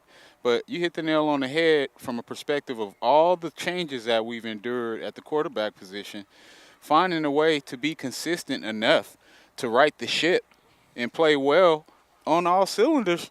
We could have scored 70 to 80 points last week. We had 58 points on the board with 3 quarters. Yeah. Now we come out and we scored 31 points and blank a tough defense. You know, and they actually were a very good defense. It was 0-0 until Cam hits those 2 long punt returns to break it open to 14-0. Last thought before we give out our Red Shield Award. Next week, College of the Canyons, Brandon just told us that they came out victorious 34-7, number 1 ranked team. This is a very good football team. This is a community college that is fully funded with regards to athletics, so they're not out beating the bushes for money. They are focused on what they have in front of them, which is great facilities, great team, great talent. They're 15-20 minutes north of the Southern California basin. We're going up against a big, tough school who we have a pretty festive, shall I say, history with. College of the Canyons. Your thoughts? I've had some tough games as a coach there. Lost some games that put us lower in seeding in the playoffs, though we ended up coming out as champions later in one of those seasons. You definitely know that this is going to be a high emotions game. Tons of local players from our community that have went down there to play that are on that roster as well, going to be playing against some of their former teammates and opponents. But more than anything, our Renegade football team knows that we have something to play for. If we can beat that team, this changes the whole perspective for our postseason and gives us the opportunity to play for meaningful games, not just bowl games. It's that time, Kenny. The Red Shield Award, brought to you by Tony's Pizza, our good friends at Tony's Pizza. Anybody that's watched this game tonight, who's ever been listening to this game tonight, goes, "Oh, well, I know who it is already. We know who it is already." But hold on just a second. Ricky Lingway played great. Fantastic. Offensive line played fantastic. Week in and week out. Irby, whose percentage is now starting to get up. His confidence is starting to get up. Elijah Ortiz, another 28 carry game, I think. But in saying all of that, this is one of those games, Kenny, where we have a very obvious cream rising to the top player, who our Tony's Pizza Player of the Game Award is. Take it away, Kenneth Calvin. My cutie, Cam Roberson, and I'm going to tell you why. He's a player that plays lights out whenever he touches the football. We haven't had the consistency at quarterback to get him the ball in space offensively. Mm-hmm. You're right. But he takes advantage of every opportunity he gets when he touches the football. It can go to the house anytime he gets the football. 3 punt returns in the last 2 games. Last week, it broke it open. This week, one was just a work of beauty. And then the second one, he took big contact, spins at the 50-yard line, and then bolts to the other one. So a great, great performance by a well-deserved Red Shield Award winner tonight from Tony's Pizza, Cam Roberson. Great job. Congratulations. All right. Some thank yous to go around. Our sports information director, Brandon the Fury Yuri, right here. Thank you, buddy, for everything that you do for us. Our director, producer, I'll wait. She has been an absolute warrior tonight. We'll wait for her to thank her. How about Eric over there on our lower camera? We have Christian right here on our top camera. We have Christopher. We have Luis. Thank you, gentlemen. Appreciate all that you do. Coop and Stacy, they've already hit the road. They want some barbecue. They're out of here. Thanks to Jeremy Stapp for being up here. And thanks to Chris, our cameraman for Bakersfield College. We definitely want to thank our director-producer tonight. She is always on top of her game, no matter what she's doing. In other events in the community, she's on camera. But up here on top of the Dammer deck, she runs the show. And tonight, she's been battling with maybe not her healthiest evening, but she has been there for us, and we appreciate it. Diana, thank you so much for what you do. For everybody back at the radio stations on News Talk 1180, KERN and 96.1 FM, thank you. For our good friend John, the medicine man, who's now John has to go down there. He has to catch Coach Judy and get those quotes, and he has to walk back up here another 400,000 miles to get up to the media booth. Thank you, John. Hey, partner, look forward to next week. Thank you, buddy. I love you. Great love win. You too, man. And the greatest thing of all, tonight, 60 extra minutes of sleep. Have a great weekend. Good night. God bless.